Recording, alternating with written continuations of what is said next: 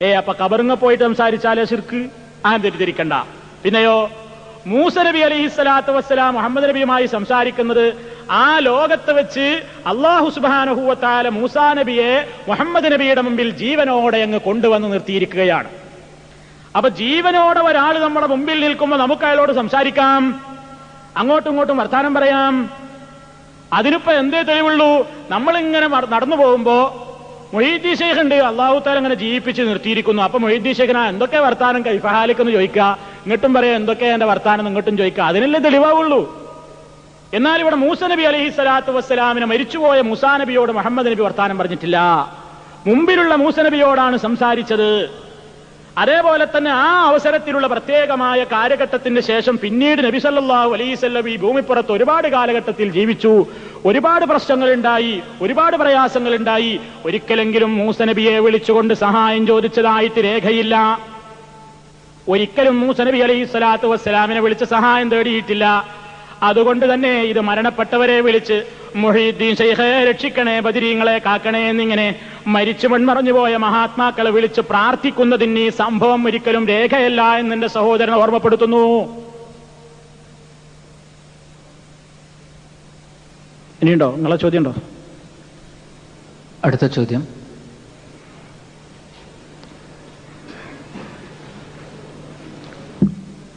അസ്സലാമു അലൈക്കും. എൻ്റെ പേര് മുഹമ്മദ് അഷ്റഫ്, മട്ടാഞ്ചേരി, എറണാകുളം. സ്ത്രീ ജുമാ ജമാഅത്തുമായിട്ട് ബന്ധപ്പെട്ടതാണ് എൻ്റെ സംശയം. അതായത് നബി സല്ലല്ലാഹു അലൈഹി വസല്ലമയുടെ മരണശേഷം സ്ത്രീകൾ പള്ളിയിൽ പോയിട്ടുണ്ട് എന്നുള്ളതിന് സലഫി വിഭാഗം തെളിവായിട്ട് പിടിക്കുന്നത് ഉമർ ഖത്താബ് റളിയല്ലാഹു അൻഹുയുടെ ഭാര്യ ആത്തിക്ക റളിയല്ലാഹു അൻഹ പള്ളിയിൽ പോയിരുന്നു, അതായത് നബി സല്ലല്ലാഹു അലൈഹി വസല്ലമയുടെ സുബഹയും ഇശയും നമസ്കരിച്ചിരുന്നു എന്നുള്ളതാണ് തെളിവായിട്ട് പിടിക്കുന്നത്. എന്നാൽ ഇതേ ആത്തിക്ക റളിയല്ലാഹു അൻഹയെ ഉമർ റളിയല്ലാഹു അൻഹു പിന്നീട് അടിച്ചു നിർത്തിയതായിട്ട് ഹദീസ് ഉണ്ടല്ലോ. അപ്പോൾ ആ സ്ത്രീകൾ പള്ളിയിൽ പോകാമെന്നുള്ളതിന് തെളിവ് പിടിച്ച താങ്കൾ പള്ളിയിൽ പോക്ക് നിർത്തുന്നതിന് ഇത് തെളിവായിട്ട് പിടിക്കാത്തത് എന്തുകൊണ്ട്? ആത്തിക്ക നമസ്കാരം നിർത്തിയത് തെളിവായിട്ട് പിടിക്കാത്തത് എന്തുകൊണ്ട് എന്നാണ് എൻ്റെ ചോദ്യം. ചോദ്യം മനസ്സിലായെന്ന് വിചാരിക്കുന്നു. ശരി, പ്രസക്തമായ ചോദ്യമാണ്. ആദ്യം അദ്ദേഹം സൂചിപ്പിച്ചത് സലഫികൾ സ്ത്രീകൾ ജുമാ ജമാഅത്തിന് പോകുന്ന തെളിവായിട്ട് ആത്തിക്ക റളിയല്ലാഹു അൻഹയുടെ സംഭവമാണ് പറയാറുള്ളത്. അത് മാത്രമല്ല, അത് കൂട്ടത്തിലൊരു തെളിവാണ്. കുറേ തെളിവ് പറയാറുണ്ട്, ഒരുപാട് തെളിവുകളുണ്ട്. ആ കൂട്ടത്തിൽ ഉമർ ഖത്താബ് റളിയല്ലാഹു അൻഹുവിന്റെ കാലഘട്ടത്തിലും പോയിരുന്നു എന്നുള്ളതിന് തെളിവായിട്ടാണ് ആ സംഭവം പറയാറുള്ളത്. എന്താണ് അതിലുള്ളത്? ഉമർ ഖത്താബ് റളിയല്ലാഹു അൻഹുവിന്റെ ഒരു ഭാര്യ, ഹദീസിൽ വിശദീകരണം കാണാം, ആത്തിക്ക റളിയല്ലാഹു അൻഹയാണ്.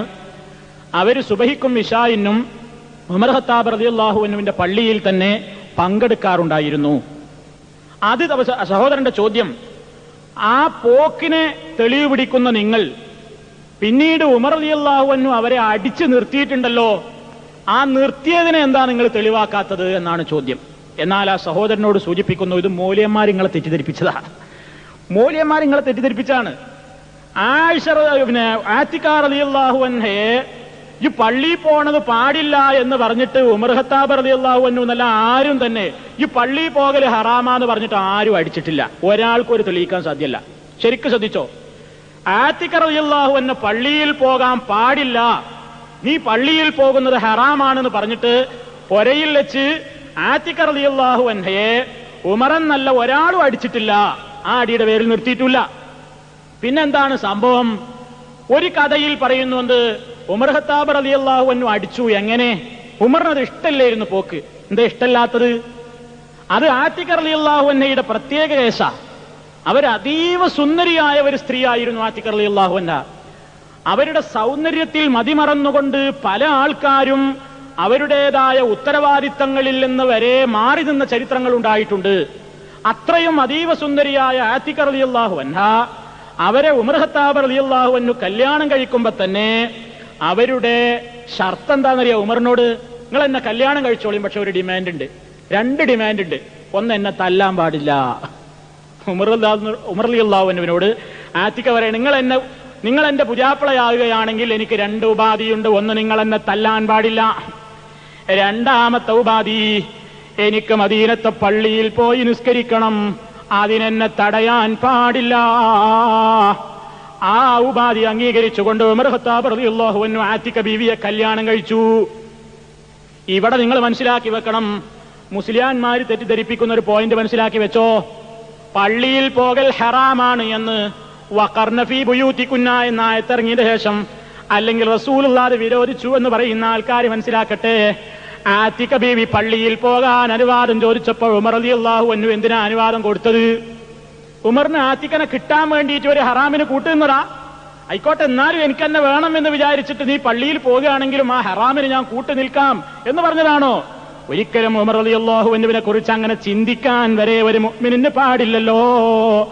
നിസ്സാരമായ പ്രശ്നങ്ങൾക്ക് വരെ തന്റേതായ ഈമാനികമായ ആവേശം പ്രകടമാക്കുന്ന ബഹുമാനപ്പെട്ട ഉമറും ഫിൽ ജന്ന, ഉമർ സ്വർഗത്തിലാണെന്ന് റസൂലുള്ള സർട്ടിഫിക്കറ്റ് കൊടുത്തിട്ടുള്ള ഉമർ ഫാറൂഖ് റളിയല്ലാഹു അൻഹു ആതിക ബീവി പള്ളിയിൽ പോയാൻ ആ ഷർത്ത് വെച്ചപ്പോ ആതിക ബീവിനെ കിട്ടാൻ വേണ്ടി അങ്ങനെ ആ ഹറാമിന് കൂട്ടുനിന്നതല്ല.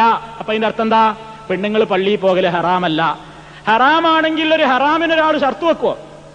ഒരു പെണ്ണ് പറയണം, നിങ്ങൾ എന്നെ കല്യാണം കഴിച്ചോ, പക്ഷെ എനിക്ക് ഇടയ്ക്ക് ഇങ്ങനെ കള്ളുടിക്കേണ്ടി വരും, ഞാൻ ഇടയ്ക്കൊന്നിങ്ങനെ കുടിക്കും. അതായിക്കോട്ടടി പെണ്ണെ, ഇത് കുടിച്ചോ എന്നൊരാൾ പറഞ്ഞാൽ അവനെപ്പറ്റി എന്താ നമ്മളെ അഭിപ്രായം? അതുപോലല്ലേ ഇപ്പൊ ഈ പറയല്, കള്ള് പോലെ പലിശ പോലെ ഹറാമാണ് പെണ്ണ് പള്ളിയിൽ പോക്കെന്നാ പറയണത്. എന്നിട്ട് ഉമർ റളിയല്ലാഹു തആല അൻഹുവിനോട് ആതിക പറയണത്, നിങ്ങൾ എന്നെ കല്യാണം കഴിക്കണമെങ്കിൽ എന്നെ പള്ളിയിൽ പോകുന്നത് തടയാൻ പാടില്ല. അപ്പൊ ഉമർ റളിയല്ലാഹു അൻഹു അംഗീകരിച്ചു കൊടുത്തില്ലേ? അപ്പൊ അതിനെന്താ മനസ്സിലാക്കേണ്ടത്? പള്ളിയിൽ പോകൽ അനുവദനീയമാണ്. ഇനി അടുത്ത വിഷയം, ഉമർ റളിയല്ലാഹു അൻഹു അടിച്ചോ? ചില കിതാബുകളിൽ ഉമർ റളിയല്ലാഹു അൻഹു അടിച്ചു എന്ന് പറയുന്നുണ്ടെന്ന്. ആ സംഭവം ശരിയല്ല. ആ സംഭവം ശരിയല്ല. കാരണം എന്താണെന്നറിയോ? ഫത്ഹുൽ ബാരിയിൽ തന്നെ കാണാം, ഈ ഹദീസിന്റെ ശർഹിൽ ഇബ്നു ഹജർ അസ്കലാനി രേഖപ്പെടുത്തുന്നു, ഉമർ ഖത്താബ് റളിയല്ലാഹു അൻഹുവിന് പള്ളിയിൽ വെച്ച് കുത്തേറ്റ സന്ദർഭത്തിൽ ഈ മഹദി അവിടെ ജമാഅത്തിന് പള്ളിയിൽ ഹാജറുണ്ടായിരുന്നു. ഉമർ റളിയല്ലാഹു അൻഹുവിന് കുത്തേറ്റപ്പോ വഖത്തുഇന ഉമറു വഅന്നഹാ ഫിൽ മസ്ജിദി, ഉമർ റളിയല്ലാഹു അൻഹുവിന് കുത്തേറ്റ സന്ദർഭത്തിൽ ആതിക ബീവി പള്ളിയിൽ തന്നെ ഉണ്ടായിരുന്നു എന്ന് സ്വഹീഹായ ഹദീസ് ഇബ്നു ഹജർ അസ്കലാനി ഫത്ഹുൽ ബാരിയിൽ രേഖപ്പെടുത്തുമ്പോൾ നമ്മൾ എന്താ മനസ്സിലാക്കേണ്ടത്? ഉമർ ഖത്താബ് അടിച്ച് നിർത്തിയിട്ടും പിന്നെ ആതിക ബീവി പോയിന്നോ? അപ്പൊ ആ സംഭവം ശരിയല്ല. അപ്പൊ ഉമർ റളിയല്ലാഹു അൻഹു അടിച്ചു നിർത്തിയിട്ടില്ല. പിന്നെ ആരാ അടിച്ചു എന്ന് പറയുന്നത്? സുബൈറാണ്. പിന്നെ ഒരാൾ കല്യാണം കഴിച്ചു. അപ്പൊ ഉമർ റളിയല്ലാഹു അൻഹുവിന്റെ മരണം വരെ ഈ സ്ത്രീ പള്ളിയിലുണ്ട്. മൗലവിമാരെന്താ അറിയോ? ഏതോ ഒരു പെണ്ണ് പള്ളിയിൽ പോയെങ്കിൽ അതിവിടെ എന്താ തെളിവെന്നാ? ഏതോ ഒരു പെണ്ണാണ്, അവനാൻ ഇഷ്ടല്ലെങ്കിൽ ഏതോ ഒരു പെണ്ണ് എന്നറിയാം. അല്ലെങ്കിലോ ഏതെങ്കിലും പിൽക്കാലത്ത് വന്ന പണ്ഡിതനെ, ലോകമഹാപണ്ഡിതൻ ബഹുമാനപ്പെട്ട അലാഉദ്ദീനുൽ ഖാസാരി എന്ന് തൊള്ള നിറച്ച് പറയാ, അല്ലെങ്കിൽ സഹാബിയാണെങ്കിലും കൊച്ചാക്ക. ആതിക റളിയല്ലാഹു അൻഹ അവരാരാ? വകാനത്ത് മിനൽ മുഹാജിറാത്ത്, മുഹാജിറത്തായ ഹിജ്റ പോയ കൂലിയുള്ള സ്ത്രീയാണ്. ആരാണ് മുഹാജിറെന്നോ? വസ്സാബിഖൂനൽ അവ്വലൂന മിനൽ മുഹാജിരീന വൽ അൻസാർ വല്ലദീന തബഊഹും ബിഇഹ്സാൻ റളിയല്ലാഹു അൻഹും വറദു അൻഹു. അല്ലാഹ് തൃപ്തിപ്പെട്ടിരിക്കുന്നു എന്ന് സർട്ടിഫിക്കറ്റ് കൊടുത്തിട്ടുള്ള മുഹാജിറത്തായ വനിതയാണവര്. അവര് പള്ളിയിൽ പോയി. പിന്നെ അവര് പോക്ക് നിർത്തിയ സാഹചര്യം ഉമർ ഖത്താബ് റളിയല്ലാഹു അൻഹുവിന്റെ കാലത്ത് അടിച്ചു എന്നാണ് ചില ചരിത്ര ഗ്രന്ഥങ്ങളിൽ പറഞ്ഞതിന്റെ അടിസ്ഥാനത്തിൽ സുലൈമാൻ സഖാഫിയുടെ പുസ്തകത്തിൽ എഴുതിയത്. അത് കളവാണ്. ആ ചരിത്രം ശരിയല്ല. കാരണം ഉമറിന് കുത്തേറ്റപ്പോ വരെ അവര് പള്ളിയിലുണ്ട്. പിന്നെ ഉമർ റളിയല്ലാഹു അൻഹുവിന്റെ മരണശേഷം ആതിക ബീവിയെ കല്യാണം കഴിക്കുന്നത് ആരാണെന്നോ? സുബൈർ റളിയല്ലാഹു അൻഹു. സുബൈർ റളിയല്ലാഹു അൻഹു കല്യാണം ആലോചിച്ച് വന്നപ്പോഴും ആതിക ബീവിക്ക് ഡിമാൻഡ് ഇത് തന്നെ, എന്നെ അടിക്കാൻ പാടില്ല, പള്ളി പോകുന്നതും അനുവദിക്കണം. ആതിക ബീവിനെ ആരും അങ്ങനെ പോകാൻ അനുവദിക്കില്ല, സൗന്ദര്യം എന്തെങ്കിലും പ്രശ്നമാകുമെന്ന് വിചാരിച്ചിട്ട്. അപ്പൊ ആതിക ബീവി സുബൈറിനോട് തന്നെ കണ്ടീഷൻ, പള്ളി പോകാൻ അനുവദിക്കണം. അങ്ങനെ കുറച്ചു കാലം കഴിഞ്ഞ് പിന്നെന്താ ചരിത്രത്തിൽ പറയുന്നത്? സുബൈർ റളിയല്ലാഹു അൻഹു അടിച്ചു. എങ്ങനെയാ അടിച്ചത്? ശരിക്കും മനസ്സിലാക്കി വെച്ചോ. വീട്ടിൽ നിന്ന് ആടി പെണ്ണി പള്ളി പോക, ഞാൻ പറയുന്നേക്കാതെ എന്ന് പറഞ്ഞ് ഊരക്കൊന്ന് കൊടുത്തു എന്നാണോ? അല്ല. പിന്നെന്താ? സുബൈർ റളിയല്ലാഹു തആല അൻഹു ആതിക ബീവി ഇങ്ങനെ പള്ളിക്ക് പോകുമ്പോ വഴിയിലൊരു കുറ്റിക്കാട്ടിൽ ഇങ്ങനെ ഒളിച്ചിരുന്നു ഇരുട്ടത്ത്. ആതിക പള്ളിന്റെ ആ ഭാഗത്തെത്തിയപ്പോ ഊരക്ക് അജീസത്തിലൊരൊറ്റ കൊട്ട്. അത് അജീസത്തിൽ അടിച്ചു എന്നല്ല, ഒരു കൊട്ടുകൊട്ടി എന്നാണ്. ഊരക്ക് കൊട്ടി എന്തിനാണെന്നറിയോ? പൂവാലന്മാരുടെ പണിയാണിത്. അല്ലെങ്കിൽ നല്ല തലമണ്ടക്ക് വടിയെടുത്തിട്ട് രണ്ടാണ് കൊടുക്കും വീട്ടിൽ നിന്ന്, അല്ലെങ്കിൽ നല്ല അടിയാണ് പൊട്ടിക്കും, അല്ലേ? അതല്ല ചെയ്തത്, വഴിയിൽ ഒളിഞ്ഞിരുന്ന് ഊരക്കടിച്ചു. എന്ത്? പൂവാല ശല്യം ഉണ്ട് എന്ന് മഹദിക്ക് തോന്നിപ്പിക്കാൻ ഒരു ട്രിക്കാണ്, ഒരു തന്ത്രം പ്രയോഗിച്ചതാ. അതല്ല പെണ്ണുങ്ങൾ പള്ളിയിൽ പോകൽ ഹറാമാണ് എന്നാണ് സുബൈർ റളിയല്ലാഹു അൻഹുവിന്റെ വിശ്വാസമെങ്കിൽ വീട്ടിൽ നിന്ന് തന്നെ പറയില്ലേ ആത്തിക്ക പള്ളിയിൽ പോകാൻ പാടില്ല. എന്തേ? ഖുർആനിൽ പറഞ്ഞിട്ടുണ്ട് വഖർന ഫീ ബുയൂതികുന്ന, അവരവരെ ഉള്ളിലിരിക്കട്ടെ. ബുയൂതുഹുന്ന ഖൈറുൽ ലഹുന്ന എന്ന് കേട്ടിട്ടില്ലേ? നബി സല്ലല്ലാഹു അലൈഹി വസല്ലം പറഞ്ഞു കേട്ടിട്ടില്ലേ? ഫീഹി റിജാലുൻ എന്ന് പറഞ്ഞു കേട്ടിട്ടില്ലേ? പുരുഷന്മാർ മാത്രമാണ് അവിടെ പോകാൻ പാടില്ല എന്ന് ഒറ്റ ആയത്താണ്ട് ഓതിക്കൊടുത്താ പിന്നെ ആത്തിക ബീവി പോവോ? ആത്തിക ബീവിയോടെ മിണ്ടാതിരിക്കൂലേ? പക്ഷെ അത് ഓതിക്കൊടുത്തില്ല. പിന്നെന്താ ചെയ്തത്? തന്ത്രം പ്രയോഗിച്ച് വഴിയിൽ പതുങ്ങിയിരുന്നു. അടിച്ചത് സുബൈറാന്ന് വരെ ആർക്കറിയില്ല, ആത്തിക ബീവിക്ക് അറിയില്ല.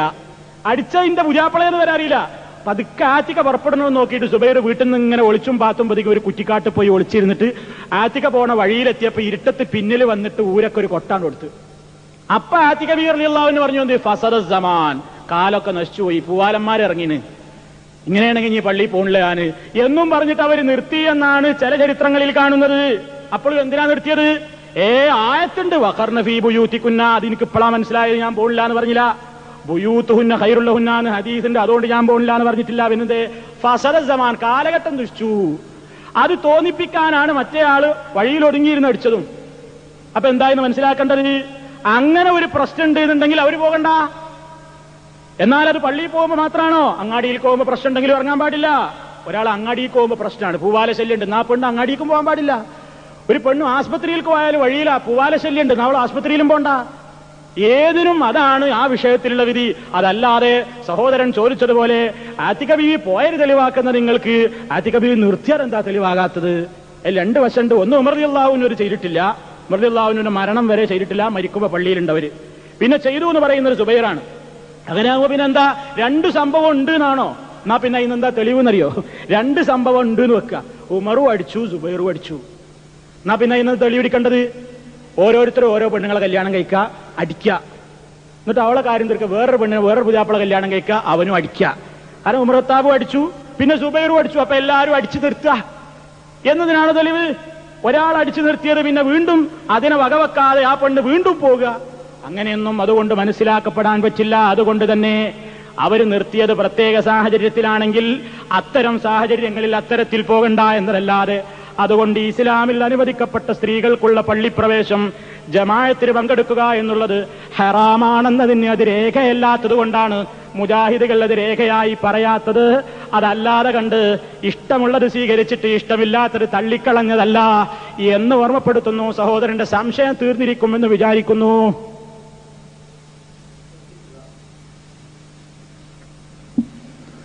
ഉപചോദ്യമില്ല, അതിന് പകരം മറ്റൊരു ചോദ്യം ചോദിക്കാൻ ചാൻസ്. ഒരു മിനിറ്റ്.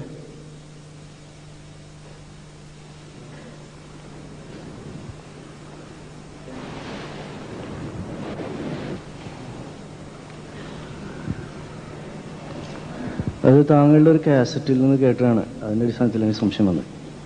അതായത് ഈ ഔലിയാക്കള് ഖബറിൽ നിന്ന് സ്വന്തമായിട്ട് ഇറങ്ങി പുറത്തേക്ക് വരികയും സഹായം ചോദിക്കുന്നവർക്ക് സഹായം നൽകുകയും ചെയ്യുന്നു.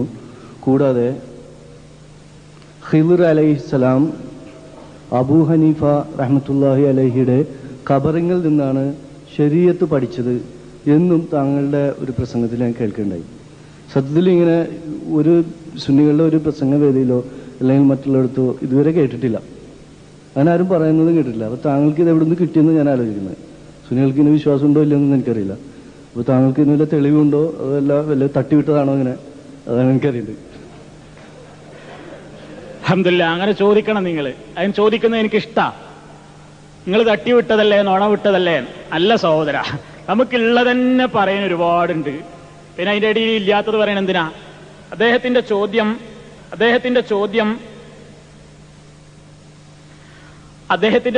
നിങ്ങളുടെ ഒരു കാസറ്റിൽ കേട്ടു. എന്ത്? ഔലിയാക്കന്മാരോട് സഹായം ചോദിക്കുന്നവർക്ക് സഹായിക്കാൻ വേണ്ടി ഔലിയാക്കന്മാർ അവരെ ഖബറിൽ തന്നെ പുറത്തേക്ക് ഇറങ്ങി വരും, എന്നിട്ട് നേരിട്ട് തന്നെയാണ് സഹായിക്കും എന്നൊന്ന്. അതേപോലെ തന്നെ ഖിദ്ർ നബി അലൈഹിസ്സലാത്തു വസ്സലാം ശരീഅത്ത് പഠിച്ചത് അബൂ ഹനീഫ ഇമാമിന്റെ ഖബറിൽ നിന്നാണ് എന്നും ഞാൻ പ്രസംഗിച്ചു. ശരിയാണ്, ഞാൻ അങ്ങനെ പ്രസംഗിച്ചിട്ടുണ്ട്, ഉള്ളതില്ല എന്ന് പറയാൻ പറ്റൂലല്ലോ. ഞാൻ അങ്ങനെ പ്രസംഗിച്ചിട്ടുണ്ട്, എനിക്ക് അതിന് രേഖയുണ്ട്. ഞാൻ അതിൽ തന്നെ രേഖയും പറഞ്ഞിട്ടുണ്ടല്ലോ. അപ്പൊ ഈ നേരിട്ട് കാണണം എന്ന നിലക്കായിരിക്കും ചിലപ്പോൾ ചോദിച്ചത്. എന്നാൽ നമുക്കറിയാം ഇത് പണ്ട് ഇവിടെ ആരോ ചോദിക്കുമെന്ന് എനിക്ക് അറിഞ്ഞൂടാ. എല്ലാത്തിനും മാല മൗലീദ് റാത്തീബ് ഒരു സമഗ്ര പഠനപ്പ് നടന്നുകൊണ്ടിരിക്കുന്നുണ്ട്. നിങ്ങളെല്ലാവരും അത് കേൾക്കണം. സകല മാലകളിലും മൗലീദുകളിലും അടങ്ങിയിട്ടുള്ള എല്ലാ പൊട്ടിലൊടുക്ക് കള്ളക്കഥകളും സമുദായത്തിന്റെ മുമ്പിൽ തൊലി ഉരിച്ച് കാണിക്കാനുള്ള ഒരു ശ്രമം പടച്ചോൻ സ്വീകരിക്കട്ടെ. എന്തിനെന്നറിയോ? ഇത് ജനങ്ങൾക്ക് വേണ്ടി, അന്ധവിശ്വാസങ്ങളിൽ അവരെ രക്ഷിക്കാൻ വേണ്ടിയാണ്. അപ്പോ ആ കൂട്ടത്തിൽ എന്റെ ഏതെങ്കിലും കാസറ്റിൽ അങ്ങനെ വന്നിട്ടുണ്ടാകും. അതിനെനിക്ക് രേഖയുണ്ട്. എന്താ? മങ്കൂസ് മൗലിദ് എന്നൊരു പുസ്തകം, മങ്കൂസ് മൗലിദ് ചോദ്യവും മറുപടിയും എന്നൊരു പുസ്തകമുണ്ട്. ആ പുസ്തകം KM അബൂബക്കർ മുസ്ലിയാരാണ് എഴുതിയിട്ടുള്ളത്. ഇതാണ് ആ പുസ്തകം. അൽ അജീബത്തുൽ മുൻജിയാലിൽ അസ്ഇലത്തിൽ മുഗ്ദിയ എന്നാണ് ആ പുസ്തകത്തിന്റെ പേര്. മലയാളത്തിൽ ചട്ടമ്മൽ മങ്കൂസ് മൗലിദ് ചോദ്യവും മറുപടിയും. മഞ്ഞ കളർ പിടിക്കാൻ തുടങ്ങിയിട്ടുണ്ട്. പേജൊക്കെ മഞ്ഞ കളറാവാൻ തുടങ്ങിയിട്ട് അപ്പൊ കുറച്ച് പഴക്കമുണ്ട് എന്നർത്ഥം. ഇതില് ഞാൻ സാധാരണ പറയാറുള്ള ഭാഗം ഒന്ന് വായിച്ചു കേൾപ്പിക്കാം. എന്താണ് ഇതിൽ പറഞ്ഞത്? ഇതിന്റെ 34-ാമത്തെ പേജിൽ പറയുന്നു, ഔലിയാക്കളുടെ ഖബർ സിയാറത്ത് ചെയ്യുന്നവരുടെ ആവശ്യങ്ങൾ പൂർത്തിയാക്കി കൊടുക്കാൻ അവിടെ തന്നെ അള്ളാഹു ഒരു ഭാഗം മലക്കുകളെ സജ്ജമാക്കിയിട്ടുണ്ട്. ഇനി ബാക്കി കേട്ടോണം. ചിലപ്പോൾ വലിയ സ്വന്തം തന്നെ ഖബറിൽ നിന്ന് പുറപ്പെട്ടു വന്ന് ആവശ്യം വീട്ടിൽ കൊടുക്കാറുമുണ്ട്. മനസ്സിലായില്ലേ? സുന്നികൾക്ക് ഇങ്ങനെ ഒരു വിശ്വാസമല്ല. ഞാൻ തട്ടി വിട്ടതൊന്നുമല്ല, തട്ടാതെ തന്നെ വിട്ടതാ. ഇത് തട്ടിയതല്ല, തട്ടാതെ, എവിടെ തട്ടാതെ വസ്തുത പറഞ്ഞതാ. എന്ത്? ചിലപ്പോൾ ഒന്നുകിൽ എന്താ പറയുന്നത്, ആവശ്യങ്ങൾ പൂർത്തിയായി കൊടുക്കുക അവിടെ തന്നെ അള്ളൊരു വിഭാഗം മലക്കുകളെ സജ്ജാക്കിയിട്ടുണ്ട്. ഖബറിങ്ങനെ മലക്കുകൾ മതിച്ചിരിക്കുന്നത്. അപ്പൊ അങ്ങനെ അസ്സലാമു അലൈക്കും മലക്കുകൾ അവിടെ ഇങ്ങനെ വേണ്ട കാര്യങ്ങളൊക്കെ ചെയ്തു കൊടുക്കാൻ വേണ്ടിയിട്ട് കുറെ മലക്കുകൾ. ചിലപ്പോൾ വലിയ സ്വന്തം തന്നെ ഖബറിൽ നിന്ന് പുറപ്പെട്ടു വന്ന് ആവശ്യം വീട്ടിൽ കൊടുക്കാറുമുണ്ട്. അതിനാണ് ഞാൻ ഷാർജ മുഖാമത്തിൽ ഒരു കേൾപ്പിച്ചൊരു കാസറ്റ്, കാളിച്ചേച്ചിയുടെ റിപ്പോർട്ട്. എന്ത്? മൊയ്തി ശേഖ് വന്നു പച്ച കുതിരപ്പുറത്ത് എന്തുകൊണ്ട് വിളിച്ചേക്കേ, മൊയ്തി ശേഖ് വന്ന് യുദ്ധം ചെയ്തു, ആള് ജീവനോടുക്കണൻ വന്നു, അങ്ങനെയാണല്ലോ വിശ്വസിക്കുന്നത്. എന്റെയുമല്ല, റിഫായി ശേഖർ നബി സല്ലല്ലാഹു അലൈഹി വസല്ലമിന്റെ ഖബറിന്റെ അടുത്ത് കാണിച്ചിട്ട് പദ്യം ചൊല്ലുന്നു. ഫീ ഹാലത്തിൽ ബുഴ്ദി റൂഹി കുന്തു റുസിലുഹാ തുഖബ്ബിലുൽ അർള അന്നി വഹിയ നായിബതി ഫഹാദിഹി നൗബത്തുൽ അശ്ബാഹി ഖദ് ഹദറത് ഫംദുദ് യദൈക ലികൈ തുഹ്ലാ ബിഹാ ശഫതി. റിഫായി അഹ്മദുൽ കബീർ റിഫായി റസൂലുള്ളാഹിയുടെ ഖബറിൽ കാണിച്ചിട്ട് ഈ പദ്യം അങ്ങ് ചൊല്ലിയപ്പോ റസൂലുള്ള കയ്യങ്ങ് ഖബറിന്ന് പുറത്തേക്ക് ഇട്ട് കാണിച്ചു കൊടുത്തു. നബി കൈ നീട്ടിക്കൊടുത്തു, കൈ നീട്ടിക്കൊടുത്തു. വേറെ റിപ്പോർട്ടിൽ പറയാറുണ്ട്, പന്താവൂരിന്റെ ഖസസുൽ ഔലിയ എന്നുള്ള പുസ്തകത്തിലായിരുന്നു കൈ മാത്രമല്ല നീട്ടിക്കൊടുത്ത്, നബി തന്നെ ഇറങ്ങി വന്നു. നബി തന്നെ ഇറങ്ങി വന്നിട്ട് കൈ കൊടുത്തില്ലേ, എന്നിട്ടാണ് പോയി. എന്താ നിങ്ങൾ മനസ്സിലാക്കിയത്? അപ്പൊ അതാണെന്ത്? കള്ളക്കഥ. അതിനാണ് ഈ പറയുന്നത്. എന്ത്? ചിലപ്പോൾ വലിയ സ്വന്തം തന്നെ ഖബറിൽ നിന്ന് പുറപ്പെട്ടു വന്ന് ആവശ്യം വീട്ടിൽ കൊടുക്കാറുമുണ്ട്. ഇനി അജ്മീർ ഖാജക്ക് നബി എന്താ ഇതരങ്ങള്? അജ്മീർ ഖാജ നബിന്റെ ഖബറിങ്ങ ചെന്നിട്ട് പറഞ്ഞു, അവിടെ ഇങ്ങനെ ഇരിക്കുക. അപ്പൊ നബി പറഞ്ഞു, ഓ മൊയ്നുദ്ദീനെ, നീ ഇന്ത്യ രാജ്യത്തേക്ക് പ്രബോധനത്തിന് പോകണം. അപ്പൊ അജ്മീർ ഖാജ പറഞ്ഞു, ഇന്ത്യ എവിടെ നിനക്ക് അറിയില്ലല്ലോ നബിയേ, ഇന്ത്യ എവിടെ നിനക്ക് അറിയില്ലല്ലോ. അപ്പൊ നബി സല്ലല്ലാഹു അലൈഹി വസല്ലം താമസം വിനാ ഖബറെന്ന് ഒരു റുമ്മാൻ ഇങ്ങോട്ട് പൊന്തിച്ച് കാണിച്ചു കൊടുത്തൊരു ഗ്ലോബ്, ഇന്ത്യന്റെ ഗ്ലോബ്, ലോകത്തിന്റെ ഒരു ഗ്ലോബ്, ഭൂമിയുടെ ഗ്ലോബ് ഇട്ട് കാണിച്ചു കൊടുത്തു. എന്നിട്ട് പറഞ്ഞു, അതിൽ കണ്ടുപിടിച്ചോ എന്ന് പറഞ്ഞു. ആരോട്? അജ്മീർ ഹാജനോട്. അപ്പൊ അജ്മീർ ഹാജ പറഞ്ഞു, ഗ്ലോബൊക്കെ എനിക്ക് മനസ്സിലായി, പക്ഷെ ഇന്ത്യ എവിടെ നിനക്ക്, അജ്മീർ എവിടെ നിനക്ക് മനസ്സിലാവില്ലല്ലോ. അപ്പൊ നബി സല്ലല്ലാഹു അലൈഹി വസല്ലം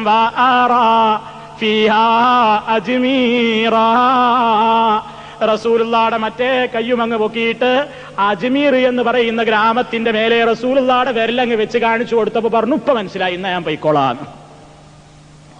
ഇതൊക്കെ ഇല്ലാത്തതാണ് വിചാരിച്ചത്. ഞാൻ അവൻ ചോദിക്കും, കുഞ്ഞി വരുമ്പോ നിങ്ങൾ അവൻ ചോദിച്ചോണ്ടോ. അപ്പൊ ഞാൻ അന്ന് അതും കൊണ്ടുണ്ട്. മാലപോലും ഇതിലുള്ളതാണിത്. അപ്പൊ ഇതാണ് കണ്ടോ, ചിലപ്പോൾ വലിയ സ്വന്തം തന്നെ ഖബറിൽ നിന്ന് പുറപ്പെട്ടു വന്ന് ആവശ്യം വീട്ടിൽ കൊടുക്കാറുമുണ്ട്. ഇനി കേട്ടോ, നിങ്ങൾ ചോദിച്ച വേറൊരു സംഭവവും കേട്ടോ. ഖിളിർ അലൈഹിസ്സലാം ഇമാം അബൂ ഹനീഫ തങ്ങൾ ഫിഖ് മസ്അല പഠിക്കുന്ന സദസ്സിൽ എല്ലാ ദിവസവും സുബഹിക്ക് ശേഷം ചെന്ന് ഇൽമു ശരീഅ പഠിക്കുന്നവരായിരുന്നു. ഖിളിർ നബിയെ, ഒരു നബി ശരീഅത്ത് കോഴ്സ് പഠിക്കാൻ ആരെടുത്താ ചെല്ലണത്? അബൂ ഹനീഫ ഇമാമിന്റെ അടുക്കൽ. എല്ലാ സുബൈക്കും ക്ലാസ് കേൾക്കാൻ പോകും. അതിനിടയിൽ ഇമാം അബൂ ഹനീഫ മരണപ്പെട്ടു. ഇപ്പൊ കോഴ്സ് പൂർത്തിയാക്കണതിന്റെ മുമ്പ് അബൂ ഹനീഫ ഇമാം മരിച്ചുപോയി. തുടർന്ന് ഖിദ്ർ അലൈഹിസ്സലാം ഇമാം അബൂ ഹനീഫയുടെ ആത്മാവിനെ ഖബറിലുള്ള ജഡത്തിലേക്ക് മടക്കുവാനും തന്റെ ശരീഅത്ത് പഠനം പൂർത്തിയാക്കാനുമുള്ള സൗകര്യം നൽകാനും വേണ്ടി അള്ളാഹുവിനോട് ദുആ ചെയ്തു. അത് ഫലമായി പതിവ് പ്രകാരം എല്ലാ ദിവസവും സുബഹിക്ക് ശേഷം ഖിദ്ർ അലൈഹിസ്സലാം ഇമാം അബൂ ഹനീഫയുടെ ഖബറിന്റെ അരികെ വരികയും ഖബറിൽ നിന്ന് ശരീഅത്ത് നിയമങ്ങളെ കേട്ട് പഠിക്കുകയും ചെയ്തിരുന്നു. കണ്ടോ? അപ്പൊ സംശയം തീർന്നോ? ഇതാണ് സാധനം. വേണമെങ്കിൽ വന്ന് നോക്കാം, മാന്യമായി നിങ്ങൾക്ക് വന്ന് നോക്കാം, വേണമെങ്കിൽ കോപ്പി എടുക്കാം. പക്ഷെ ആർക്കും ഇവിടെ നാട്ട് തരൂല, വലിയ വിശ്വാസം പോരാ. ഇവിടെ വന്ന് ഇങ്ങനെ നോക്കാം, നോക്കിയാൽ കാണിച്ചു തരും. ഞാൻ ഒപ്പം പോന്നിട്ട് വേണമെങ്കിൽ കോപ്പി എടുത്തു തരും. മങ്കൂസ് മൗലൂദ് ചോദ്യവും മറുപടിയും അൽഹാജ് KM അബൂബക്കർ മുസ്ലിയാർ കല്ലൂര്, അയാളുടെ പുസ്തകത്തിന്റെ 34-35 പേജിലാണിതുള്ളത്. തട്ടിവിട്ടതല്ല എന്ന് ഒരിക്കൽ കൂടി വിനീതമായി ഓർമ്മപ്പെടുത്തുന്നു. ഇനി അങ്ങനെയൊന്നും പ്രയോഗിക്കരുത് എന്നുകൂടി ഓർമ്മപ്പെടുത്തുന്നു. ഏതായാലും സത്യം മനസ്സിലായിട്ടുണ്ടാവും എന്ന് വിശ്വസിച്ചുകൊണ്ട് അടുത്ത ചോദ്യകർത്താവിനെ ക്ഷണിക്കുന്നു.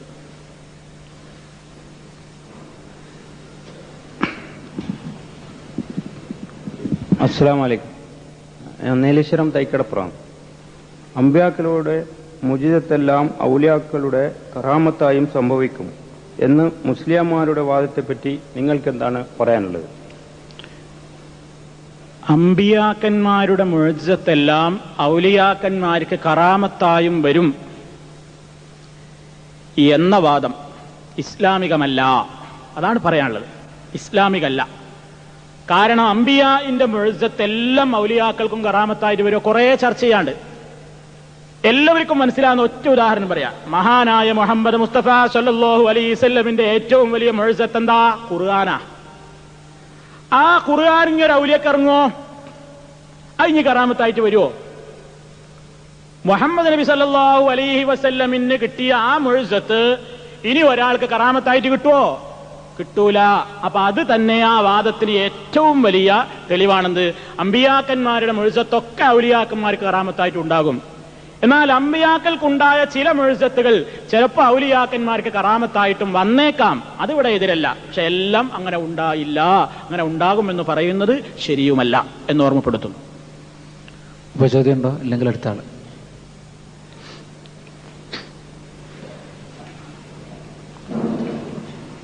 അസ്സലാമു അലൈക്കും. വടകരക്കടുത്ത് മൂരാട് എൻ്റെ സ്ഥലം. എൻ്റെ ചോദ്യം, അമുസ്ലിങ്ങൾ ബിംബത്തെ ചുംബിക്കുന്നതും ക്ഷേത്രത്തെ പ്രതിഷ്ഠ വെക്കുന്നതും ശിർക്ക്. മുസ്ലിങ്ങൾ ഹജറുൽ അസ്വദിനെ ചുംബിക്കുന്നതും കഅബയെ തവാഫ് ചെയ്യുന്നതും തൗഹീദ്. ഇതൊന്ന് മൗലവി വിവരിക്കണം. അവരങ്ങനെ ചെയ്യുന്നത് ഇലാഹാക്കിയും സ്വയം കൈകൊണ്ടെന്നുള്ള വിശ്വാസത്തോടുകൂടി ആയതുകൊണ്ടല്ലേ മൗലവി ശിർക്ക് വരുന്നത്? അങ്ങനെ ഒരു വിശ്വാസമില്ലാത്ത, സ്വയം കൈകൊണ്ടെന്ന് വിശ്വസിക്കാത്ത സുന്നികളുടെ മേൽ ശിർക്ക് ആരോപിക്കുന്നത് എന്തിനാണെന്ന് ഒന്ന് വ്യക്തമാണ്. ഇപ്പോ ഇറങ്ങിയൊരു നമ്പറാണ് ഇപ്പൊ ആ ചോദ്യത്തിലൂടെ കേട്ടത്. എല്ലാ മുഖാമുഖത്തിലും പറയാണ്, മുസ്ലിമീങ്ങള് കഅബ തവാഫ് ചെയ്യുന്നൊരു തൗഹീദ്, ഹജറുൽ അസ്വദിനെ ചുംബിക്കുന്നൊരു തൗഹീദ്, അമുസ്ലിമീങ്ങള് ക്ഷേത്രം പ്രദക്ഷിണം ചെയ്യുന്നത് ശിർക്ക്, ആ ബിംബത്തെ മുത്തുന്നത് ശിർക്ക്. ഈ വ്യത്യാസം എന്തുകൊണ്ടാണ് മൗലൈമാർക്ക് തെളിയിക്കാൻ പറ്റുമെന്നാ ചോദിക്കാറുള്ളത്. എമ്പാട് തെളിയിക്കാൻ പറ്റുമോ? എന്താ വ്യത്യാസം? എന്താ വ്യത്യാസം? ചോദ്യകർത്താവ് ചോദിച്ചു, അത് ഇലാഹും സമതുവാണോ അല്ലെങ്കിൽ സ്വയം കഴിവുണ്ട് എന്ന് വിശ്വസിച്ചിട്ടാണ്, അള്ള കൊടുത്ത കഴിവുകൊണ്ടാണ് വിശ്വസിച്ചാ അപ്പൊ ശിർക്കല്ല എന്നല്ല ഇതിന്റെ അർത്ഥം. ആദ്യം ചിന്തിക്ക, മുസ്ലിമീങ്ങൾ കഅബ തവാഫ് ചെയ്യാൻ പോണത് എന്തിനാ? അള്ളാഹു കൊടുത്ത കഴിവുകൊണ്ട് കഅബാലയത്തിൽ നിന്ന് വല്ല നന്മയും കിട്ടുമെന്ന് വിചാരിച്ചിട്ടാണോ? എന്നാ ആ പോക്കും ശിർക്കന്നെ.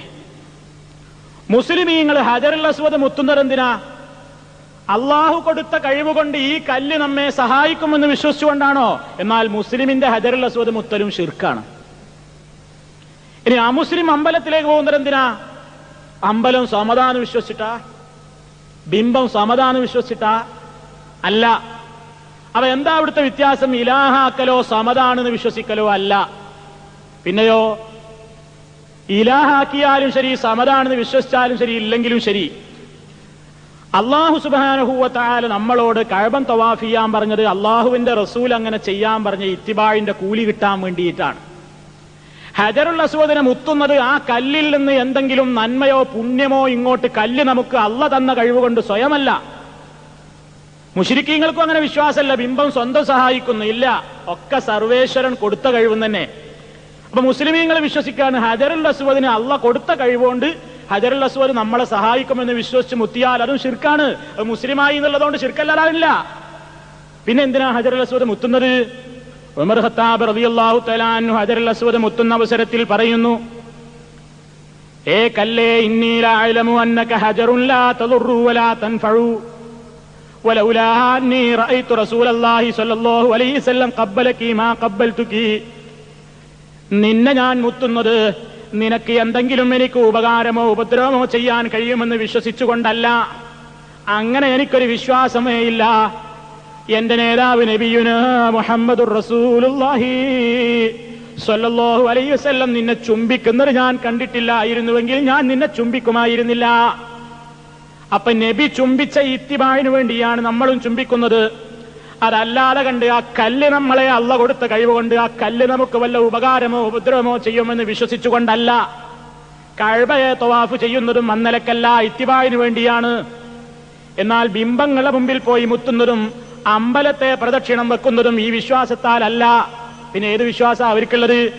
അവരുടെ വിശ്വാസപ്രകാരം ആ സർവേശ്വരൻ അമ്പലത്തിന് നൽകിയിട്ടുള്ള, അവിടെയുള്ള പ്രതിഷ്ഠയുടെ മഹാന് നൽകിയിട്ടുള്ള കഴിവിന്റെ അടിസ്ഥാനത്തിൽ ആ മഹാൻ നമ്മളെ സഹായിക്കുമെന്ന നിലക്കാണ്. ഏതൊരു മഹാന്റെ പ്രതീകമായിട്ടാണോ ബിംബം വെച്ചിട്ടുള്ളെങ്കിൽ ആ ബിംബത്തെ മുത്തുന്നതും പ്രദക്ഷിണം വെക്കുന്നതും. ആ വിശ്വാസം ഒരു മുസ്ലിമിന് കഅബയുടെ നേരെ ഉണ്ടായാൽ, ആ വിശ്വാസം ഒരു മുസ്ലിമിന് ഹജറുൽ അസ്വദിന്റെ നേരെ ഉണ്ടായാലും അതും ശിർക്ക് തന്നെയാണ് എന്നാണ് ഈ അവസരത്തിൽ ഓർമ്മപ്പെടുത്താനുള്ളത്. ഇനി നിങ്ങൾ ചിന്തിച്ചോ എന്റെ പ്രിയപ്പെട്ട സഹോദരന്മാരെ, ആ കാര്യം തന്നെയും അവിടെ ശിർക്കിന്റെ മാനദണ്ഡം എന്താണെന്ന് നമ്മളൊന്ന് മനസ്സിലാക്കി വെച്ചോ.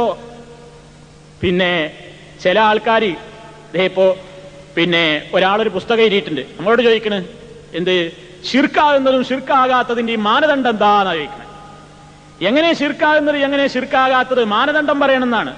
എന്നാൽ ഒരു പണ്ഡിതൻ എഴുതിയൊരു പുസ്തകം, മാടവന ഇബ്രാഹിം കുട്ടി മുസ്ലിയാർ എന്ന് പറയുന്ന ഒരാൾ എഴുതിയ ഖബർ എന്ന് പറയുന്ന ആ പുസ്തകത്തിന്റെ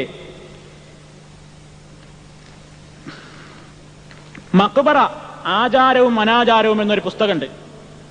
ആ പുസ്തകത്തിൽ അദ്ദേഹം പറയുന്നുവെന്ത്, പിന്നെ മഹാത്മാക്കളുടെ ഖബറിന്റെ മുമ്പിൽ പോയിട്ട് സുജൂദ് ചെയ്യൽ ശിർക്ക്, റുകൂഅ് ഹറാമ്. സുജൂദ് ചെയ്യൽ ശിർക്ക്, റുകൂഅ് ഹറാമ് എന്നാ പറയണത്. നിങ്ങൾ ശരിക്കും ശ്രദ്ധിച്ചോ, ഈ പുസ്തകത്തിൽ കാണാം ഖബറിന് സുജൂദ്, റുകൂഅ് പോലുള്ളവ മതം അനുവദിച്ചിട്ടുള്ള പരിധിക്ക് പുറത്താകുന്നു. ശരിക്കും ശ്രദ്ധിച്ചോളേ. എന്നിട്ട് അദ്ദേഹം പറയണം, അതിനാൽ ഖബറിന് സുജൂദ് ചെയ്യൽ ശിർക്കും, ഖബറിന് സുജൂദ് ചെയ്യൽ ശിർക്കും റുകൂഅ് ഹറാമുമാണ്. എന്താ വ്യത്യാസം? ഒരാൾ ഖബറിന്റെ മുമ്പിൽ പോയി സുജൂദ് ചെയ്താൽ അയാൾ മുശ്രിക്കായി. നേരെ മറിച്ച് ഒരാൾ ഖബറിന്റെ മുമ്പിൽ പോയിട്ട് ഇങ്ങനെ ഒന്ന് റുക്കൂ ആണെങ്കിലോ അപ്പൊ കുഴപ്പമില്ല, അപ്പൊ അത് ഹറാമുള്ളൂ, ശിർക്കാകുന്നില്ല. ഈ തരംതിരിവിന്റെ വ്യത്യാസം എന്താണെന്ന് മുസ്ലിംമാർ പറയണം. നമ്മളോട് ചോദിക്കണല്ലോ എന്താ ഈ ശിർക്കിന്റെ മാനദണ്ഡം? ഒരു കാര്യം ശിർക്കാവുന്നതും അല്ലാതിരിക്കുന്നതിനുള്ള മാനദണ്ഡം എന്താന്ന് ചോദിക്കുന്നില്ലേ? തിരിച്ചു ചോദിക്കട്ടെ, എന്ത്? ഖബറിന്റെ മുമ്പിൽ പോയി സുജൂദ് ചെയ്താൽ ശിർക്ക്, റുകൂഅ് ചെയ്താൽ ഹറാമ്. അതെന്ത് തരംതിരിവാ? കുനിയൽ കുറച്ച് കുറഞ്ഞാൽ ഇങ്ങനെ ശിർക്കിന്റെ അളവ് കുറയാ, കുനിയൽ കുറച്ച് കൂടിയിട്ട് നെറ്റിത്തടം വെച്ചാൽ ശിർക്കാകുക, ഇങ്ങനെയാണോ?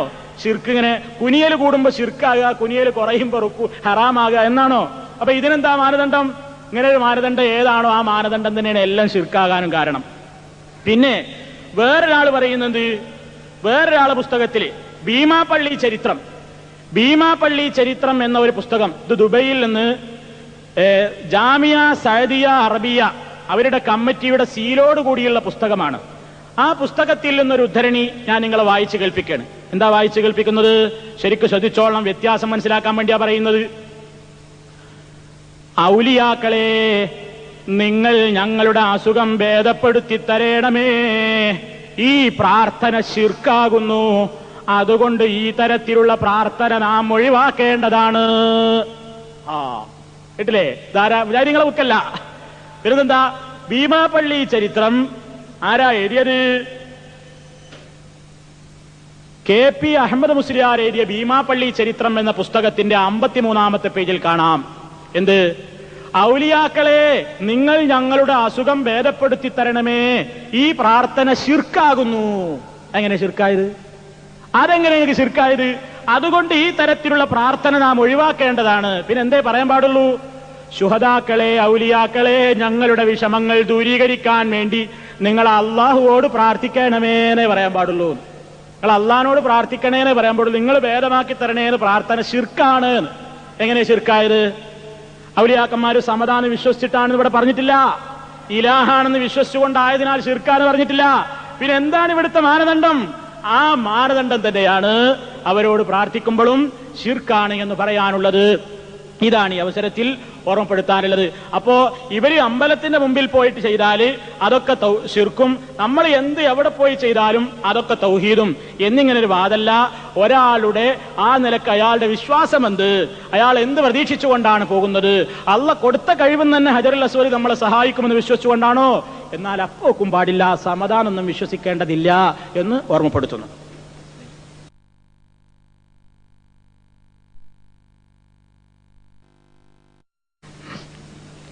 അടുത്ത ചോദ്യം.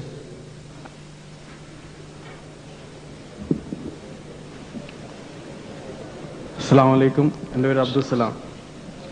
എനിക്ക് ചോദിക്കാനുള്ളത് തവസ്സലിനെ കുറിച്ചാണ്.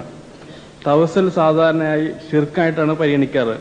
എന്നാൽ സൂറത്തുൽ മാഇദയിലെ 5-ാമത്തെ സൂറത്തുൽ മാഇദയിലെ 35-ാമത്തെ ആയത്തിൽ പറയുന്നു, യാ അയ്യുഹല്ലദീന ആമനു തഖുല്ലാഹ വബ്തഗൂ ഇലൈഹിൽ വസീലത വജാഹിദു വഫിൽ സബീലിഹി ലഅല്ലക്കും തുഫ്ലിഹൂൻ. ഇതിൽ തവസ്സുൽ ചെയ്യാമെന്നതിനെ കുറിച്ചിട്ടാണ് പ്രതിപാദിച്ചിട്ടുള്ളത്. ഇതിനെക്കുറിച്ച് വിശദീകരണം ആവശ്യപ്പെടുന്നു. അസ്സലാമു അലൈക്കും. വളരെ ചുരുക്കി ഈ ആശയം ശ്രദ്ധിപ്പിക്കുകയാണ്. തവസ്സുൽ ചെയ്യാൻ അനുവാദമുണ്ടോ എന്നായിരിക്കാം അദ്ദേഹം ഉദ്ദേശിച്ചത് എന്ന് വിചാരിക്കുന്നു. യാ അയ്യുഹല്ലദീന ആമനുത്തഖുല്ലാഹ വബ്തഗൂ ഇലൈഹിൽ വസീല, സൂറത്തുൽ മാഇദയിലെ ആയത്താണ്. വളരെ ചുരുക്കി ഒരു കാര്യം മാത്രം പറയുന്നു. തവസ്സുൽ എന്നതുകൊണ്ട് ഉദ്ദേശിക്കുന്നത് പടച്ച തമ്പുരാനിലേക്ക് അടുക്കാനുള്ള മാർഗം, പടച്ച തമ്പുരാനിലേക്ക് അടുക്കുക എന്നതാണ്. അള്ളാഹുവിലേക്ക് മാർഗം തേടണം എന്ന് പരിശുദ്ധ ഖുർആൻ പറഞ്ഞാൽ എങ്ങനെയൊക്കെയാണ് അള്ളാഹുവിലേക്ക് മാർഗം തേടേണ്ടത് എന്ന് ഖുർആനിലൂടെയും ഹദീസിലൂടെയും വ്യക്തമാണ്. റസൂലുള്ളാഹി സ്വല്ലല്ലാഹു അലൈഹി വസല്ലം പഠിപ്പിച്ചിട്ടുണ്ട്. ഇവിടെ തവസ്സുൽ എന്നത് ചർച്ചാ വിഷയമാകാനുള്ള കാരണം നേരത്തെ ഇവിടെ വളരെ വിശദമായി ഹുസൈൻ സലഫി സൂചിപ്പിച്ചു. അള്ളാഹുവിലേക്ക് അടുക്കാൻ വേണ്ടി മഹാന്മാരോട് ഇസ്തിഗാസ നടത്തിയാൽ സാധിക്കുമെന്ന്. മഹാന്മാരെ വിളിച്ചു പ്രാർത്ഥിച്ചാൽ അള്ളാഹുവിന്റെ അരികിൽ സാധാരണക്കാരായ ആളുകൾക്ക് രക്ഷ നേടാൻ പറ്റും, സ്വർഗത്തിൽ പ്രവേശിക്കാനും നരകത്തിൽ നിന്ന് രക്ഷപ്പെടാനും ഒക്കെ പറ്റുമെന്നുള്ള ഒരു വിശ്വാസമുണ്ട്. അതുകൊണ്ട് തവസ്സുലിൽ ഇസ്തിഗാസ, അള്ളാഹു അല്ലാത്തവരോടുള്ള ഇസ്തിഗാസയാണ് ഇസ്ലാം പാടില്ല, അനുവദിച്ചിട്ടില്ല എന്ന് ഇവിടെ പഠിപ്പിക്കപ്പെട്ടിരിക്കുന്നത്. അനുവദിക്കപ്പെട്ട തവസ്സലിനെ കുറിച്ച് ദീർഘമായി വിശദീകരിക്കേണ്ടതാണ്. സമയത്തിന്റെ ദൈർഘ്യം ഭയന്ന് വളരെ ചുരുക്കി കാര്യങ്ങൾ പറയുന്നു. ഒന്നാമതായി, നാം നിർവഹിക്കുന്ന ഫർളായ നമ്മുടെ ആരാധനകൾ, നമസ്കാരം, നോമ്പ്, സക്കാത്ത് തുടങ്ങിയിട്ടുള്ള നിർബന്ധമായി ഒരു മുസ്ലിം ചെയ്യുന്ന അനുഷ്ഠാനങ്ങൾ മുഴുവൻ, ആരാധനകൾ മുഴുവൻ അത് മുഖേന അവനെ അള്ളാഹുവിലേക്ക് അടുപ്പിക്കുന്നതാണ്. അതിനെ വസീല എന്ന് പറയാൻ പറ്റും. അള്ളാഹുവിലേക്ക് വസീല തേടുക എന്ന് പറഞ്ഞാൽ ഒന്നാമത്തെ കാര്യം അതുതന്നെയാണ്. രണ്ടാമതായി, ഐച്ഛികമായ കാര്യങ്ങൾ, സുന്നത്തായ നമസ്കാരവും നോമ്പും മറ്റു പുണ്യകർമ്മങ്ങളും എല്ലാം തന്നെ അള്ളാഹുവിലേക്ക് നമ്മെ അടുപ്പിക്കും. മൂന്നാമതായി, നാം അള്ളാഹുവോട് എപ്പോൾ പ്രാർത്ഥിക്കുമ്പോഴും ആ പ്രാർത്ഥന സ്വീകരിക്കാൻ വേണ്ടി അള്ളാഹുവിന്റെ ഉത്തമ നാമങ്ങൾ എടുത്തു പറഞ്ഞ് യാ റഹ്മാൻ, യാ റഹീം, യാ ഹയ്യ്, യാ ഖയ്യൂം, അല്ലെങ്കിൽ അള്ളാഹുവിനെ പ്രകീർത്തിച്ചുകൊണ്ട് സുബ്ഹാനക അല്ലാഹുമ്മ എന്നോ അതല്ലെങ്കിൽ അള്ളാഹുവിനെ സ്തുതിച്ചുകൊണ്ടുള്ള വാക്കുകൾ ഉപയോഗിച്ചുകൊണ്ടോ ഒക്കെ ഒരു പ്രാർത്ഥനയുടെ മുമ്പിൽ അള്ളാഹുവിനെ വാഴ്ത്തുക. സൂറത്തുൽ ഫാത്തിഹ തന്നെ ഒരു പ്രാർത്ഥനയാണ്. ആ ഫാത്തിഹ പ്രാർത്ഥനയിലേക്ക് പ്രവേശിക്കുന്നതിന് മുമ്പ് അള്ളാഹുവിനെ പ്രകീർത്തിച്ചുകൊണ്ടാണുള്ളത് എന്നറിയാം. ഇങ്ങനെ നമ്മുടെ പ്രാർത്ഥനകൾക്ക് മുമ്പ് അള്ളാഹുവിന് ഇഷ്ടപ്പെട്ട അവന്റെ നാമങ്ങൾ എടുത്തു പറയുന്നത് ഒരു വസീലയാണ്. ആ പ്രാർത്ഥന എളുപ്പത്തിൽ സ്വീകരിക്കാനുള്ള ഒരു കാര്യമാണ്. നാലാമതായി, മുത്തഖികളായിട്ടുള്ള ആളുകളോട് പരസ്പരം ദുആ ചെയ്യാൻ പറയാം. എന്റെ ആവശ്യത്തിന് വേണ്ടി നിങ്ങൾ ദുആ ചെയ്യണമെന്ന് പറയാം, നിങ്ങളുടെ ആവശ്യത്തിന് വേണ്ടി ദുആ ചെയ്യണമെന്ന് എന്നോട് പറയാം. അതായത് ഞാൻ നിങ്ങൾക്ക് വേണ്ടി ദുആ ചെയ്യുക. ഇങ്ങനെ ജീവിച്ചിരിക്കുന്ന ആളുകൾ പരസ്പരം, സത്യവിശ്വാസികളായ ആളുകൾ അള്ളാഹുവോട് ദുആ ചെയ്യുമ്പോൾ അത് സ്വീകരിക്കപ്പെടുന്നു. മയ്യത്ത് നമസ്കാരത്തിൽ മയ്യത്തിന് വേണ്ടി നാം പ്രാർത്ഥിക്കുന്നു. നമ്മുടെ പ്രാർത്ഥന ആ മയ്യത്തിന് ഫലപ്രദമായേക്കും. അങ്ങനെ മറ്റുള്ളവർക്ക് വേണ്ടിയുള്ള പ്രാർത്ഥന ഒരു വസീലയാണ്. അഞ്ചാമതായി നേരത്തെ ഞാൻ സൂചിപ്പിച്ചതുപോലെ നമ്മുടെ പ്രാർത്ഥനയുടെ വേളയിൽ അള്ളാഹുവെ മഹത്വപ്പെടുത്തുന്നതിന് എന്നതോടൊപ്പം തന്നെ നാം ചെയ്ത നല്ല കാര്യങ്ങൾ, ജീവിതത്തിൽ ഒരുപാട് സൽക്കർമ്മങ്ങൾ ചെയ്തിട്ടുണ്ട്. പടച്ചവനെ, നിന്റെ പുണ്യം മാത്രം പ്രതീക്ഷിച്ചുകൊണ്ടാണ് ഇന്ന ദിവസം ഞാൻ ഇന്ന സൽക്കർമ്മം ചെയ്തത്. അത് നീ സ്വീകരിച്ചിട്ടുണ്ടെങ്കിൽ എന്റെ ഈ ആവശ്യം നീ പൂർത്തീകരിച്ച് തരണം, എന്റെ ഈ പ്രയാസത്തിൽ നിന്ന് രക്ഷപ്പെടുത്തണം എന്ന് അള്ളാഹുവോട് പറയാം. അപ്പൊ നാം ചെയ്ത കർമ്മങ്ങൾ എടുത്തു പറയുക എന്നുള്ളത് അള്ളാഹു നമ്മുടെ പ്രാർത്ഥന സ്വീകരിക്കാൻ വേണ്ടിയുള്ള ഒരു വസീലയാണ്. ഗുഹയിൽ പെട്ടുപോയ 3 ആളുകളെ കുറിച്ച് കേട്ടിട്ടുണ്ട്, വിശദീകരിക്കേണ്ടതില്ല. 3 ആളുകൾ ഗുഹയിൽ അകപ്പെട്ടുപോയി. ആ ഗുഹയുടെ കവാടം ഒരു കാറ്റും കോളും വന്ന് വലിയൊരു പാറക്കല്ലുകൊണ്ട് അടഞ്ഞു. അവർക്ക് പുറത്തു വരണം, സത്യവിശ്വാസികളാണ്. അതിൽ ഓരോരുത്തരും അവർ ചെയ്ത പുണ്യം എടുത്തു പറയുന്നു. അതൊരു വസീലയാണ്. പടച്ചവനെ, നിന്റെ പ്രീതി മാത്രം പ്രതീക്ഷിച്ചുകൊണ്ട്, നിന്റെ മാതാപിതാക്കളുടെ സ്നേഹം നിന്റെ സ്നേഹമാണ്, മാതാപിതാക്കളുടെ ക്രോധം നിന്റെ ക്രോധമാണ്, അതറിയാവുന്ന ആ വിശ്വാസി മാതാപിതാക്കളെ സ്നേഹിച്ചുകൊണ്ട് അവരെ കാത്തിരുന്നു ഭക്ഷണം കഴിക്കാതെ, കുട്ടികൾക്ക് പോലും ഭക്ഷണം കൊടുക്കാതെ ഇരുന്ന സന്ദർഭം, അത് പടച്ചവനെ നിന്റെ പ്രീതി കിട്ടാൻ വേണ്ടിയാണ് ഞാൻ ചെയ്തത്, അത് നീ കബൂലാക്കിയിട്ടുണ്ടെങ്കിൽ ഈ ദുരിതത്തിൽ നിന്ന് ഞങ്ങൾ കരകയറ്റണേ എന്നുള്ള പ്രാർത്ഥന. ഇത്തിരി ഗുഹാകവാടം നീങ്ങിയെന്നറിയാം. അതേപോലെ ഒരാൾ ഇത്തിരി ധാന്യം ഏൽപ്പിച്ചു. അത് പിന്നീട് അത് കുറച്ചു കാലം കഴിഞ്ഞ് തിരിച്ചു വരികയാണ്. ഒരു അമാനത്തായിട്ട് ഏൽപ്പിച്ച സ്വത്താണ്. ആ ധാന്യം അദ്ദേഹം മുളപ്പിക്കുകയും അതിൽ വിളവുണ്ടാവുകയും ആ വിളവിൽ നിന്ന് ലാഭമുണ്ടാവുകയും അതുപയോഗിച്ച് ആടിനെ വാങ്ങുകയും അത് പെറ്റുപെരുകയും പിന്നീട് മറ്റു കന്നുകാലും മാടുകളെ വാങ്ങുകയും പെറ്റുപെരുകയും എല്ലാം ചെയ്ത് കാലങ്ങൾക്ക് ശേഷം അദ്ദേഹം താൻ പണ്ട് ഏൽപ്പിച്ച ആ ധാന്യമുണ്ടല്ലോ അത് വാങ്ങാൻ വേണ്ടി വരികയാണ്. അത് വാങ്ങാൻ വേണ്ടി വരുമ്പോൾ ഈ മനുഷ്യൻ പറയുന്നുവെന്ത്, ഇതാ ഈ കാണുന്ന ആടുകളും മാടുകളും ഒട്ടകങ്ങളും ഒക്കെ നിങ്ങളുടേതാണ്. അദ്ദേഹം പറഞ്ഞു, നീ എന്നെ കളിയാക്കുകയാണോ? അല്ല, നിങ്ങൾ ആ തന്ന ധാന്യം ഞാൻ കൃഷിയിടത്തിൽ ഇറക്കി, എന്നിട്ട് അത് ഞാൻ മുളപ്പിച്ചു, അതിൽ നിന്ന് വാങ്ങിയ സ്വത്തുക്കളാണെന്നൊക്കെ ബോധ്യപ്പെടുത്തി. വേണമെങ്കിൽ അയാൾക്ക് ഇത് ചെയ്യാതിരിക്കാം, അത് മറച്ചുവെക്കാം, ഒന്നും അബദ്ധം സംഭവിക്കാൻ പോകുന്നില്ല. എന്നാൽ അത് തന്റെ ഹക്കല്ല എന്ന് മനസ്സിലാക്കി തിരിച്ചു കൊടുക്കുന്നത് പടച്ചവനെ നിന്റെ പ്രീതി ഉദ്ദേശിച്ചുകൊണ്ട് മാത്രമാണ്. അത് അദ്ദേഹം എടുത്ത ഒരു പുണ്യകർമ്മം പറയാണ്. വ്യഭിചരിക്കാൻ സന്ദർഭമുണ്ടായിട്ട് അതിൽ നിന്ന് അകന്നു നിന്ന മറ്റൊരു പുണ്യമാനെ കുറിച്ചും പറയുന്നു. ഇങ്ങനെ 5 തരത്തിൽ ഇസ്ലാമിൽ വസീല അനുവദിക്കുന്നുണ്ട്. ഇസ്ലാമിൽ തവസ്സുൽ അനുവദനീയമാണ്. എന്നാൽ തവസ്സുൽ അനുവദനീയമല്ല എന്നും ഷിർക്കാണ് എന്നും പറയുന്നത് അള്ളാഹുവിലേക്ക് മഹാന്മാർ നമ്മെ അടുപ്പിക്കുമെന്ന ഒരു വിശ്വാസം നമ്മുടെ നാട്ടിലെ പൗരോഹിത്യം ജനങ്ങളെ പഠിപ്പിക്കുന്നുണ്ട്. എന്ത്? മഹാന്മാരായ ആളുകൾ അള്ളാഹുവിൽ ഉന്നത സ്ഥാനം കിട്ടിയവരാണല്ലോ, അതുകൊണ്ട് അവർ പരലോകത്ത് വെച്ച് അള്ളാഹുവിന്റെ അരികിൽ ശുപാർശ പറയും, അവർ അള്ളാഹുവിലേക്ക് നമ്മെ അടുപ്പിക്കും. യഥാർത്ഥത്തിൽ നേരത്തെ ഇവിടെ വിശദീകരിച്ചു, മക്കയിലെ മുശ്രിക്കുകളുടെ വിശ്വാസം ഒട്ടും വ്യത്യാസമായിരുന്നില്ല. നാം ഇവിടെ ആരെയും മക്കയിലെ മുശ്രിക്കുകളുടെ തുല്യമാക്കുകയല്ല, മക്കയിലെ മുശ്രിക്കുകളുടെ പോലെയാണ് എന്ന് പറയുകയല്ല, അതേപോലെ തന്നെ മക്കയിലെ മുശ്രിക്കുകൾ കൊള്ളാവുന്നവരാണ് എന്ന് പറയുകയുമല്ല. പലരും ചോദിക്കാറുണ്ട്, മക്കയിലെ മുശ്രിക്കുകളെ എങ്ങനെയെങ്കിലും ഒന്ന് മുഅ്മിനാക്കിയിട്ട് വേണം നാട്ടിലെ സുന്നികളെ നിങ്ങൾക്കൊന്ന് മുശ്രിക്കാക്കാൻ. അങ്ങനെയില്ല. നേരെ മറിച്ച് മക്കയിലെ മുശ്രിക്കുകൾ വളരെ കൃത്യമായി മഹാന്മാരായ ആളുകളെ വിളിച്ചു തേടിയാൽ, ബീവിമാരെ വിളിച്ചാൽ, അതേപോലെ തന്നെ ഔലിയാക്കന്മാരെ വിളിച്ചാൽ, പ്രവാചകനെ വിളിച്ചാൽ, അവരെ വിളിച്ചു തേടി അവരോട് ഇസ്തിഗാസ ചെയ്യുക എന്ന് തന്നെയാണ്. അങ്ങനെ വിളിച്ചു തേടിയാൽ അവർ പരലോകത്ത് ചെന്നാൽ അള്ളാഹുവിന്റെ അരികിൽ ഞങ്ങളെ കാര്യമൊക്കെ രക്ഷപ്പെടുത്തുമെന്നുള്ള ഒരു പ്രചാരണമുണ്ട്. മഹാനായ പ്രവാചകൻ സല്ലല്ലാഹു അലൈഹി വസല്ലം സ്വന്തം ഏറ്റവും പ്രിയമകളായ കരളിന്റെ കഷ്ണമെന്ന് വിശേഷിപ്പിക്കാറുള്ള ഫാത്തിമ ബീവിയോട് പറഞ്ഞത്, അൻഖദി നഫ്സക മിനന്നാർ ലാ അംലികു ലക ദർറൻ വലാ നഫ്അ. ഫാത്തിമ, നരകത്തിൽ നിന്ന് നീ നിന്റെ തടിയെ കാത്തുകൊള്ളണം. റസൂൽ എന്ന ഒരു വസീലയിലൂടെ, പ്രവാചകനായ അന്ത്യപ്രവാചകരായ പടച്ചതമ്പുരാന്റെ അരികിൽ ഏറ്റവും വിശിഷ്ടമായ സ്ഥാനമുള്ള മുഹമ്മദ് സല്ലല്ലാഹു അലൈഹി വസല്ലം എന്ന വസീലയിലൂടെ സ്വർഗം നേടാം എന്ന് നീ കരുതേണ്ട എന്ന് തന്നെയാണ് അതിന്റെ അർത്ഥം. പലപ്പോഴും ഫാത്തിമ ബി കാഫിറാണെന്ന് പറയാൻ പോലും മുത്തന്നൂർ പള്ളി കേസിലൊക്കെ കോടതിയിൽ ചില മുസ്ലിയാന്മാർ ധാർഷ്ട്യം കാണിച്ചിട്ടുണ്ട് എന്നുള്ളത് നാം അനുസ്മരിക്കുകയാണ്. അത്തരം തവസ്സുൽ അനുവദനീയമല്ല. അനുവദനീയമായ തവസ്സുൽ നേരത്തെ ഞാൻ പറഞ്ഞിരിക്കുന്ന 5 കാര്യങ്ങളാണ് എന്ന് സുഹൃത്തിനെ ഓർമ്മിപ്പിക്കുന്നു. അസ്സലാമു അലൈക്കും. ഉപചോദ്യം, അതായത് അള്ളാഹുവിൻ്റെ ഏറ്റവും അടുത്ത അവരായിട്ടുള്ള ഔലിയാക്കൾ, അമ്പിയാക്കൾ, അവരോട് പ്രാർത്ഥിക്കാതെ അള്ളാഹുവിനോട് ശുപാർശ തേടുവാനായിട്ട് അവരോട് പ്രാർത്ഥിച്ചാൽ അത് ശിർക്കാകുമോ? വിശദീകരിക്കാം പ്ലീസ്. ഞാൻ വളരെ വ്യക്തമായി പറഞ്ഞു, മക്കയിലെ മുശ്രിക്കുകൾ അള്ളാഹു അല്ലാത്തവർ വിളിച്ചു പ്രാർത്ഥിച്ചപ്പോൾ അവർ പറഞ്ഞ ന്യായം വയഖൂലൂന ഹൗലാഇ ശുഫാഉനാ ഇൻദല്ലാഹ്. നേരത്തെ ഇവിടെ ഇമാം റാസിയുടെ തഫ്സീറിൽ നിന്ന് ഹുസൈൻ സലഫി വായിച്ചു കേൾപ്പിച്ചു. എന്ത്? ശുപാർശകരാണെന്ന് വിശ്വസിച്ചുകൊണ്ട് പരലോകത്ത് ശുപാർശ പറയും എന്ന് വിശ്വസിച്ചുകൊണ്ട് അവരെ വിളിച്ചു തേടിയാൽ പോലും എന്താണ് അത് സ്വീകാര്യമല്ല എന്ന്, അനുവദനീയമല്ല എന്ന്, അഥവാ ആ ശുപാർശകനാണ് എന്ന വിശ്വാസത്തോടെ മഹാന്മാരായ ആളുകളെ വിളിച്ചു പ്രാർത്ഥിക്കുക വഴി, അവരോട് ഇസ്തിഗാസ ചെയ്യുക വഴി അവരെ ഇലാഹാക്കുകയാണ്, അവരെ ഇലാഹിന്റെ സ്ഥാനത്ത് കൊണ്ടുവരികയാണ്. അത് അവർക്കുള്ള ഇബാദത്ത് തന്നെയാണ്.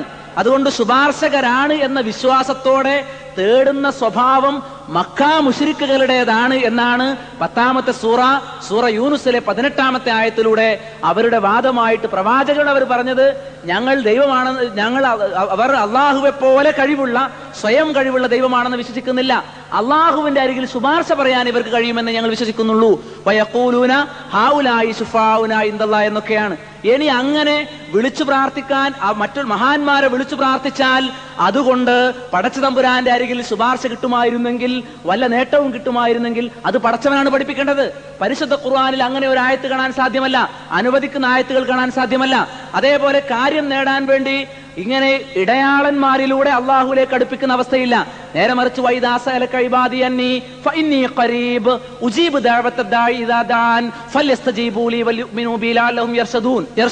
എന്താ പറഞ്ഞിരിക്കുന്നത്? ഏറ്റവും പക്വതയുടെ നേർമാർഗം എന്താണെന്ന് വിശദീകരിക്കുന്നിടത്ത് നിങ്ങൾ നേർമാർഗം സിദ്ധിച്ചവരായേക്കാം എന്ന് പറയാൻ വേണ്ടി നിങ്ങൾ ചോദിക്കുന്നുവെങ്കിൽ, എന്റെ ദാസന്മാർ എന്നെ കുറിച്ച് ചോദിച്ചാൽ ഫഇന്നി ഖരീബ്, ഞാൻ സമീപസ്ഥമാണ് എന്ന് പറയണം. അള്ളാഹു ഏറ്റവും സമീപസ്ഥമാണ്. ഏത് കൊടിയ പാപിയും നിരാശനാകാതെ അവരുടെ പാപം ഏറ്റുപറഞ്ഞ് പാശ്ചാത്തപിക്കാൻ വേണ്ടി പ്രാർത്ഥിക്കാൻ വേണ്ടി പടച്ച തമ്പുരാൻ കാത്തിരിക്കുകയാണ്. നിരാശപ്പെടരുത് എന്ന് പറയുന്നു. ആരുടെയെങ്കിലും മുഖേന വരണമെന്നല്ല പഠിപ്പിക്കുന്നത്. ഞാൻ ഏറ്റവും സമീപസ്ഥനാണ്. വനഹ്നു അഖ്റബു ഇലൈഹി മിൻ ഹബ്ലിൽ വരീദ്, കണ്ഠനാടിയേക്കാൾ അടുത്തവനാണ്. ഏറ്റവും സമീപസ്ഥനായ ഒരു അള്ളാഹുവിലേക്ക് അടുപ്പിക്കാൻ വേണ്ടി ഇനിയൊരു ഇടയാളൻ വേണമെന്ന് പറയുന്നത് സാമാന്യ ബുദ്ധിക്ക് പോലും നിരക്കുന്നതല്ല. ഏറ്റവും അടുത്തിരിക്കുന്ന രണ്ട് വസ്തുക്കളെ അടുപ്പിക്കാൻ വേണ്ടി അതിനിടയിൽ ഒരു ഇടയാളനെ കൊണ്ടുവന്നാൽ ഉള്ളതുകൂടി അകലുകയല്ലേ? വസ്തുതയും അതാണ്. അള്ളാഹുവിലേക്ക് അടുപ്പിക്കാൻ വേണ്ടി മറ്റാരോടെങ്കിലും ഇസ്തിഗാസ് നടത്തിയാൽ അള്ളാഹുവിന് നമ്മുടെ മേലുള്ള ഉത്തരവാദിത്വം ഒഴിഞ്ഞു, ബാധ്യതയില്ല എന്നതാണ് വസ്തുത. അതുകൊണ്ട് അള്ളാഹുവോട് നേരിട്ട് പ്രാർത്ഥിക്കണം. ഇതാണ് തൗഹീദിന്റെ ഇബാദത്തിന്റെ കാതൽ എന്നുകൂടി അറിയിക്കുകയാണ്. ഇനി നിങ്ങൾ ആലോചിച്ച് നോക്കൂ, മഹാന്മാരായ ഖുലഫാഉർ റാഷിദുകളെ കുറിച്ച് നിങ്ങൾ കേട്ടിട്ടുണ്ട്. നിങ്ങൾ ആരെങ്കിലും അബൂബക്കർ സിദ്ദീഖെ കാക്കണേ, ഉമർ ഖത്താബെ കാക്കണേ എന്ന് നിങ്ങൾ വിളിച്ചു പ്രാർത്ഥിക്കുന്നത് കേട്ടിട്ടുണ്ടോ? ഇല്ല. പക്ഷേ മൊയ്തീൻ ശൈഖെ കാക്കണേ, റിഫായി ശൈഖെ കാക്കണേ, മുനമ്പത്ത് ബീവിയെ കാക്കണേ, ഉള്ളാളത്തങ്ങളെ കാക്കണേ എന്നൊക്കെ പ്രാർത്ഥിക്കുന്ന നമ്മൾ കേട്ടിട്ടുണ്ട്. ഇസ്തിഗാസ് നടത്തുന്നത് കേട്ടിട്ടുണ്ട്. അവരാണ് പറയുന്നത് അവർ മഹാന്മാരായതുകൊണ്ട് അള്ളാഹുവിങ്കൽ ശുപാർശ പറയും എന്ന്. എന്നാൽ നിങ്ങൾ ആലോചിച്ച് നോക്കൂ, വളരെ വിചിത്രമായ ഒരു ഫത്വ സദഖത്തുള്ള മൗലവി എന്ന് പറയുന്ന അറിയപ്പെടുന്ന ഒരു മുസ്ലിയാർ തന്റെ സമ്പൂർണ്ണ ഫത്താവ എന്ന പുസ്തകത്തിൽ കൊടുക്കുന്നത് നിങ്ങളെ ഞാൻ കേൾപ്പിക്കുകയാണ്. അദ്ദേഹത്തിനോട് ഒരു ചോദ്യമുണ്ട്. എന്താണ് ചോദിക്കുന്നത്? ഏതെങ്കിലും ഇമാമുകളോ അഖീദയിലെ ഇമാമുകളോ അതല്ലെങ്കിൽ ഖുലഫാഉർ റാഷിദുകളോ ഇങ്ങനെയുള്ള വല്ല ഇസ്തിഗാസയും ചെയ്തിട്ടുണ്ടോ? ഇവരെക്കാളും ശ്രേഷ്ഠരല്ലേ ഖുലഫാഉൽ അർബഅ? അവരുടെ പേരുകൾ മേൽപ്രകാരം വിളിച്ചു കാണാത്തത് എന്തുകൊണ്ടായിരിക്കും? ആരും എന്താ അബൂബക്കർ സിദ്ദീഖെ കാക്കണമെന്ന് വിളിച്ചു പ്രാർത്ഥിക്കാത്തത്? ആരും എന്താ ആയിഷ ബീവിയെ കാക്കണമെന്ന് വിളിച്ചു പ്രാർത്ഥിക്കാത്തത്? നേരെ മറിച്ച് മുനമ്പത്ത ബീവി എന്ന് കേൾക്കുന്നുണ്ടല്ലോ. അവർ ഇവരെക്കാളും ശ്രേഷ്ഠരാണോ? നിങ്ങൾ ചോദിച്ചത് മഹാനായ ശ്രേഷ്ഠത കൊണ്ട് ഒരാൾക്ക് അള്ളാഹുവിലേക്ക് നമ്മെ അടുപ്പിക്കാൻ കഴിയുമെങ്കിൽ ഏറ്റവും യോഗ്യർ ഇവിടെയാണല്ലോ. അതിന് മുസ്ലിയാർ പറഞ്ഞ ഉത്തരമാണ് വിചിത്രം. അദ്ദേഹം പറയുന്നു, ഇത്തരം ഇസ്തിഗാസ അനുവദനീയമോ സുന്നത്തോ ആകുന്ന കാര്യത്തിൽ മദ്ഹബിന്റെ ഇമാമിയങ്ങളോ അഖീദന്റെ ഇമാമിയങ്ങളോ അങ്ങനെ പ്രവർത്തിക്കുന്നതും പ്രവർത്തിക്കാതിരിക്കുന്നതിനും സ്ഥാനമില്ല. അതിനാൽ ഇത് സംബന്ധിച്ച ചോദ്യം അസ്ഥാനത്താണ്, ചോദിക്കേണ്ടെന്നാണ് പറഞ്ഞത്. മൊയ്തീൻ ശൈഖിനേക്കാൾ ശ്രേഷ്ഠരായ ഖുലഫാഉൽ അർബഅ മുതലായവർ തങ്ങളെ 1000 വട്ടം വിളിച്ചാൽ ഉത്തരം നൽകുമെന്ന് പറഞ്ഞിട്ടില്ല. അതുകൊണ്ടാണ് അവരെ അങ്ങനെ വിളിച്ചു കാണാത്തത്. അബൂബക്കർ സിദ്ദീഖ് പറഞ്ഞിട്ടില്ല അത്രേ എന്നെ വിളിച്ചു പ്രാർത്ഥിക്കണം. മൊയ്തീൻ ശൈഖ് പറഞ്ഞിട്ടുണ്ടോ? മൊയ്തീൻ ശൈഖിനെ വിളിച്ച് ഇസ്തിഗാസ നടത്തണം മൊയ്തീൻ ശൈഖ് പറഞ്ഞിട്ടുണ്ടോ? മൊയ്തീൻ ശൈഖ് റഹിമഹുല്ലാ തന്റെ ഫത്ഹുർ റബ്ബാനി എന്ന പുസ്തകത്തിൽ പറഞ്ഞിരിക്കുന്നത് കൈഫ തഖൂലു ലാ ഇലാഹ ഇല്ലല്ലാഹ്, എങ്ങനെയാണ് മുസ്ലിം ലാ ഇലാഹ ഇല്ലല്ലാഹ് എന്ന് പറയുക? വഫീ ഖൽബിക കം ഇലാഹ്, അവന്റെ ഹൃദയത്തിൽ എത്ര ഇലാഹുകളാണ്? എന്നിട്ട് ഒരു മുസ്ലിമിന്റെ ഹൃദയത്തിലുള്ള ഇലാഹ ഏതാണ് എന്ന് മൊയ്തീൻ ശൈഖ് റഹിമഹുല്ലാ പറഞ്ഞു. എന്താ പറഞ്ഞത്? കുല്ലു ശൈഇൻ തഅ്തമിദു അലൈഹി വതതിഖു ബിഹി ഫഹുവ സനമുക ഫീ ഖൽബി. എന്താണ് നിന്റെ ഹൃദയത്തിലുള്ള വിഗ്രഹം? സനമ് എന്ന് പറഞ്ഞാൽ അത് അല്ലാഹു അല്ലാതെ ആരിലൊക്കെ നിന്റെ ആവശ്യങ്ങൾക്ക് വേണ്ടി നീ ഭരമേൽപ്പിക്കുന്നുവോ അവരാണ് എന്നാണ്. അതുകൊണ്ട് ഭരമേൽപ്പിക്കാം, അള്ളാഹുവിങ്കൽ രക്ഷപ്പെടുത്തുമെന്ന വിശ്വാസത്തിൽ മറ്റൊരാളിൽ ഭരമേൽപ്പിക്കാം എന്നുള്ള വിശ്വാസം സത്യവിശ്വാസികളായ ആളുകളും മനസ്സിലാക്കിയിട്ടില്ല. അതുകൊണ്ടാണ് അബൂബക്കർ സിദ്ദീഖ് അങ്ങനെ ആവശ്യപ്പെടാതിരുന്നത്. സത്യവിശ്വാസികളുടെ നേതാക്കന്മാരും പണ്ഡിതന്മാരും ഏത് പ്രാമാണികമായ ഏത് തഫ്സീർ നിങ്ങൾ എടുത്ത് പരിശോധിച്ചോളൂ, ഗ്രന്ഥങ്ങൾ എടുത്ത് പരിശോധിച്ചോളൂ, അവരാരും അങ്ങനെ പറഞ്ഞിട്ടില്ല. ഇസ്ലാമിൽ അത് അനുവദനീയമല്ല. പലരും വിചാരിക്കും തവസ്സുൽ പറഞ്ഞപ്പോൾ ഞാൻ എന്താ ഇസ്തിഗാസയെ കുറിച്ച് പറഞ്ഞത് എന്ന്. ഇസ്തിഗാസ എന്ന് പറഞ്ഞാൽ തവസ്സുലിന്റെ ഇനത്തിൽ നാട്ടിൽ നടപ്പുള്ള ഒരു ഇനമാണ്. ഇസ്തിഗാസയിലൂടെ ഞങ്ങൾ തവസ്സുൽ ചെയ്യുകയാണ്, അള്ളാഹുവിലേക്ക് അടുക്കുക മാത്രമാണ്, അവരെ ആരാധിക്കുകയല്ല എന്നൊരു വാദം നിലവിലുണ്ട്. അത് ശരിയല്ല എന്ന് പറയാൻ വേണ്ടിയാണ് ഞാനിത് ഓർമ്മിപ്പിച്ചിരിക്കുന്നത്.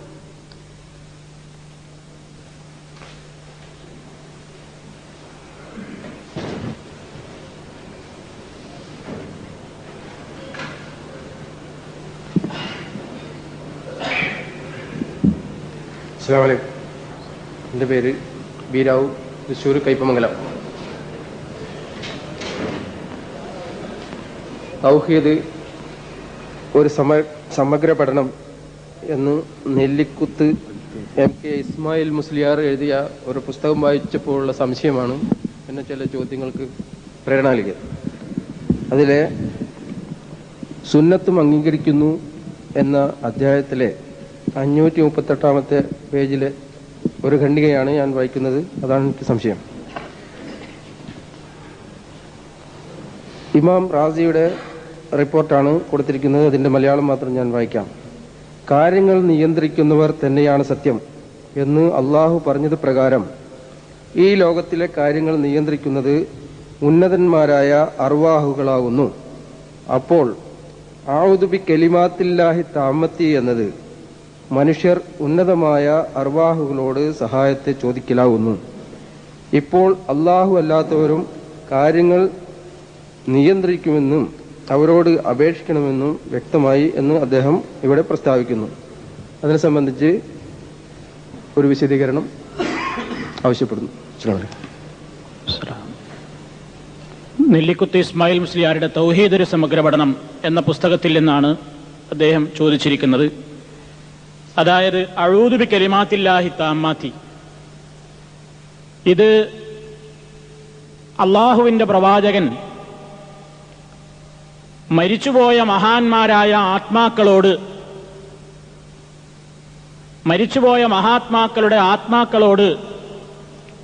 വിളിച്ച് സഹായം ചോദിച്ചതാണ് എന്നതാണ് ആ വാചകത്തിന്റെ ചുരുക്കം.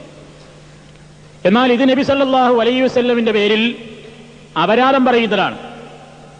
അഊദു ബി കലിമാത്തില്ലാഹി താമ്മാത്തി എന്ന് പറഞ്ഞാൽ ആ കലിമാത്തു താമാത്ത് കൊണ്ട് ഉദ്ദേശിക്കപ്പെടുന്നത് നബി സല്ലല്ലാഹു അലൈഹി വസല്ലം പഠിപ്പിച്ചൊരു പ്രാർത്ഥനയാണത്. ഇബ്രാഹിം നബി അലൈഹി സ്വലാത്തു വസ്സലാം ഇസ്മായിൽ നബിക്കും ഇസ്ഹാഖിനും ചൊല്ലിക്കൊടുക്കാറുണ്ടായിരുന്ന, അവർക്ക് രക്ഷ തേടിക്കൊണ്ട് പ്രാർത്ഥിക്കാറുണ്ടായിരുന്ന ഒരു പ്രാർത്ഥനയിലും ഉഈദുകുമാ ബി കലിമാത്തില്ലാഹി താമ്മ മിൻ കുല്ലി ശൈത്താനിൻ വഹാമ്മ വമിൻ കുല്ലി ഐനിൻ ലാമ്മ, അവിടെയൊക്കെ കലിമാത്ത് കൊണ്ട് ഉദ്ദേശം മഹാത്മാക്കളുടെ അർവാഹുകളാണ് എന്നാണ് നെല്ലിക്കുത്ത് പറഞ്ഞത്, പുസ്തകത്തിലുണ്ട് എന്ന് വായിച്ചത്. എന്നാൽ കലിമാത്തുല്ലാഹി താമ്മ എന്നതുകൊണ്ട് ഉദ്ദേശിക്കപ്പെടുന്നത് അള്ളാഹുവിന്റെ പരിശുദ്ധമായ വചനമായ കുൻ ഫയകൂൻ, ഉണ്ടാവുക എന്ന് പറഞ്ഞാൽ തന്നെ ഉടനെ അങ്ങ് വിരിനടപ്പായിക്കൊണ്ട് ഉണ്ടാവുക എന്ന് പറഞ്ഞിട്ടുള്ള ആ വാക്കിനെ കുറിച്ചാകുന്നു. അതല്ലെങ്കിൽ ഖുർആൻ മൊത്തത്തിൽ അതിനെക്കുറിച്ചാണ് പറഞ്ഞിട്ടുള്ളത്. കലിമാത്തുല്ലാഹി എന്നതുകൊണ്ട് ഉദ്ദേശം അള്ളാഹുവിന്റെ ഖുർആനാണ്. ഇമാം അഹ്മദ് ബിൻ ഹംബൽ റഹ്മത്തുള്ളാഹി അലൈഹി ഇതുകൊണ്ടാണ് തെളിവ് പിടിച്ചത്. ഖുർആൻ മഖ്ലൂഖ് അല്ല, ഖുർആൻ ഒരു സൃഷ്ടിയല്ല. ഖുർആൻ സൃഷ്ടിയായിരുന്നുവെങ്കിൽ നബി സല്ലല്ലാഹു അലൈഹി വസല്ലം ഖുർആനിനെ കൊണ്ട് ഇസ്തിആദത്ത് അഥവാ അഭയം ചോദിക്കുമായിരുന്നില്ല. അതുകൊണ്ട് തന്നെ വളരെ വ്യക്തമാണ് കലിമാത്തുല്ലാഹി താമാത്തി എന്നതുകൊണ്ട് ഉദ്ദേശം ഒരു അയ്ബുമില്ലാത്ത, ഒരു നുഖ്സാനുമില്ലാത്ത, അഥവാ ഒരു ന്യൂനതയോ ഒരു കോട്ടമോ ഇല്ലാത്ത പടച്ച തമ്പുരാന്റെ വിശുദ്ധമായ വാക്യങ്ങൾ അടങ്ങുന്ന ഖുർആൻ അടക്കമുള്ള പ്രവാചകൻ സല്ലല്ലാഹു അലൈഹി വസല്ലം നമുക്ക് പഠിപ്പിച്ചു തന്നിട്ടുള്ള അള്ളാഹുവിന്റെ പവിത്രമായ വാക്യങ്ങളാണ് അതുകൊണ്ട് ഉദ്ദേശിക്കപ്പെടുന്നത്. അതല്ലാതെ ഔലിയാക്കന്മാരുടെ അല്ലെങ്കിൽ പരിശുദ്ധമായ ആത്മാക്കളാണ് എന്നതിന് അർത്ഥമില്ല. അങ്ങനെ വിശ്വസിച്ചുകൊണ്ട് മഹാന്മാരായ അർവാഹുകളെ വിളിച്ച് തേടലാണ് എന്ന് വിശ്വസിച്ചുകൊണ്ട് അത് ചെയ്യാനും പാടില്ല എന്ന് ഓർമ്മപ്പെടുത്തുന്നു. കലിമാത്തുള്ള കൊണ്ട് ഉദ്ദേശിക്കപ്പെടുന്നത് ഖുർആനാണ്. അല്ലാഹു സുബ്ഹാനഹു വ തആല പ്രത്യേകമായി അതിൽ പറഞ്ഞിട്ടുള്ള, അല്ലെങ്കിൽ ഇന്നമാ അംറുഹു ഇദാ അറാദ ശൈഅൻ അൻ യഖൂല ലഹു കുൻ ഫയകൂൻ എന്ന കലിമത്താണ്. അതല്ലാതെ ഔലിയാക്കന്മാരെ വിളിച്ച് തേടിയതല്ല. ഇപ്പൊ ചിലർ പറയണത് മുഹമ്മദ് നബി സല്ലല്ലാഹു അലൈഹി വസല്ലം കഴിഞ്ഞുപോയ എല്ലാ അമ്പിയാക്കന്മാരോടും പ്രാർത്ഥിച്ചിട്ടുണ്ട്. എന്താ തെളിവ്? അഊദു ബികലിമാത്തില്ലാഹി തആമ, മുമ്പ് കഴിഞ്ഞുപോയ എല്ലാ ആത്മാക്കളോടും ഞാനിതാ അവൻ ചോദിക്കുന്നു. അത് ദുർവ്യാഖ്യാനാണ്. ആര് പറഞ്ഞാലും അത് അംഗീകരിക്കാൻ പറ്റില്ല. പരിശുദ്ധ ഖുർആനിനെതിരാണ്. നബി സല്ലല്ലാഹു അലൈഹി വസല്ലമിന്റെ ഹദീസുകൾക്കും അത് എതിരാണ്. അതുകൊണ്ട് കലിമാത്തുല്ലാഹി തആമത്ത് കൊണ്ട് ഉദ്ദേശം മരിച്ചുപോയവരുടെ അർവാഹുകളാണ് എന്ന വിശ്വാസം ശരിയല്ല. ശരി, അത് ഖുർആനാണ് എന്നുള്ളതാകുന്നു.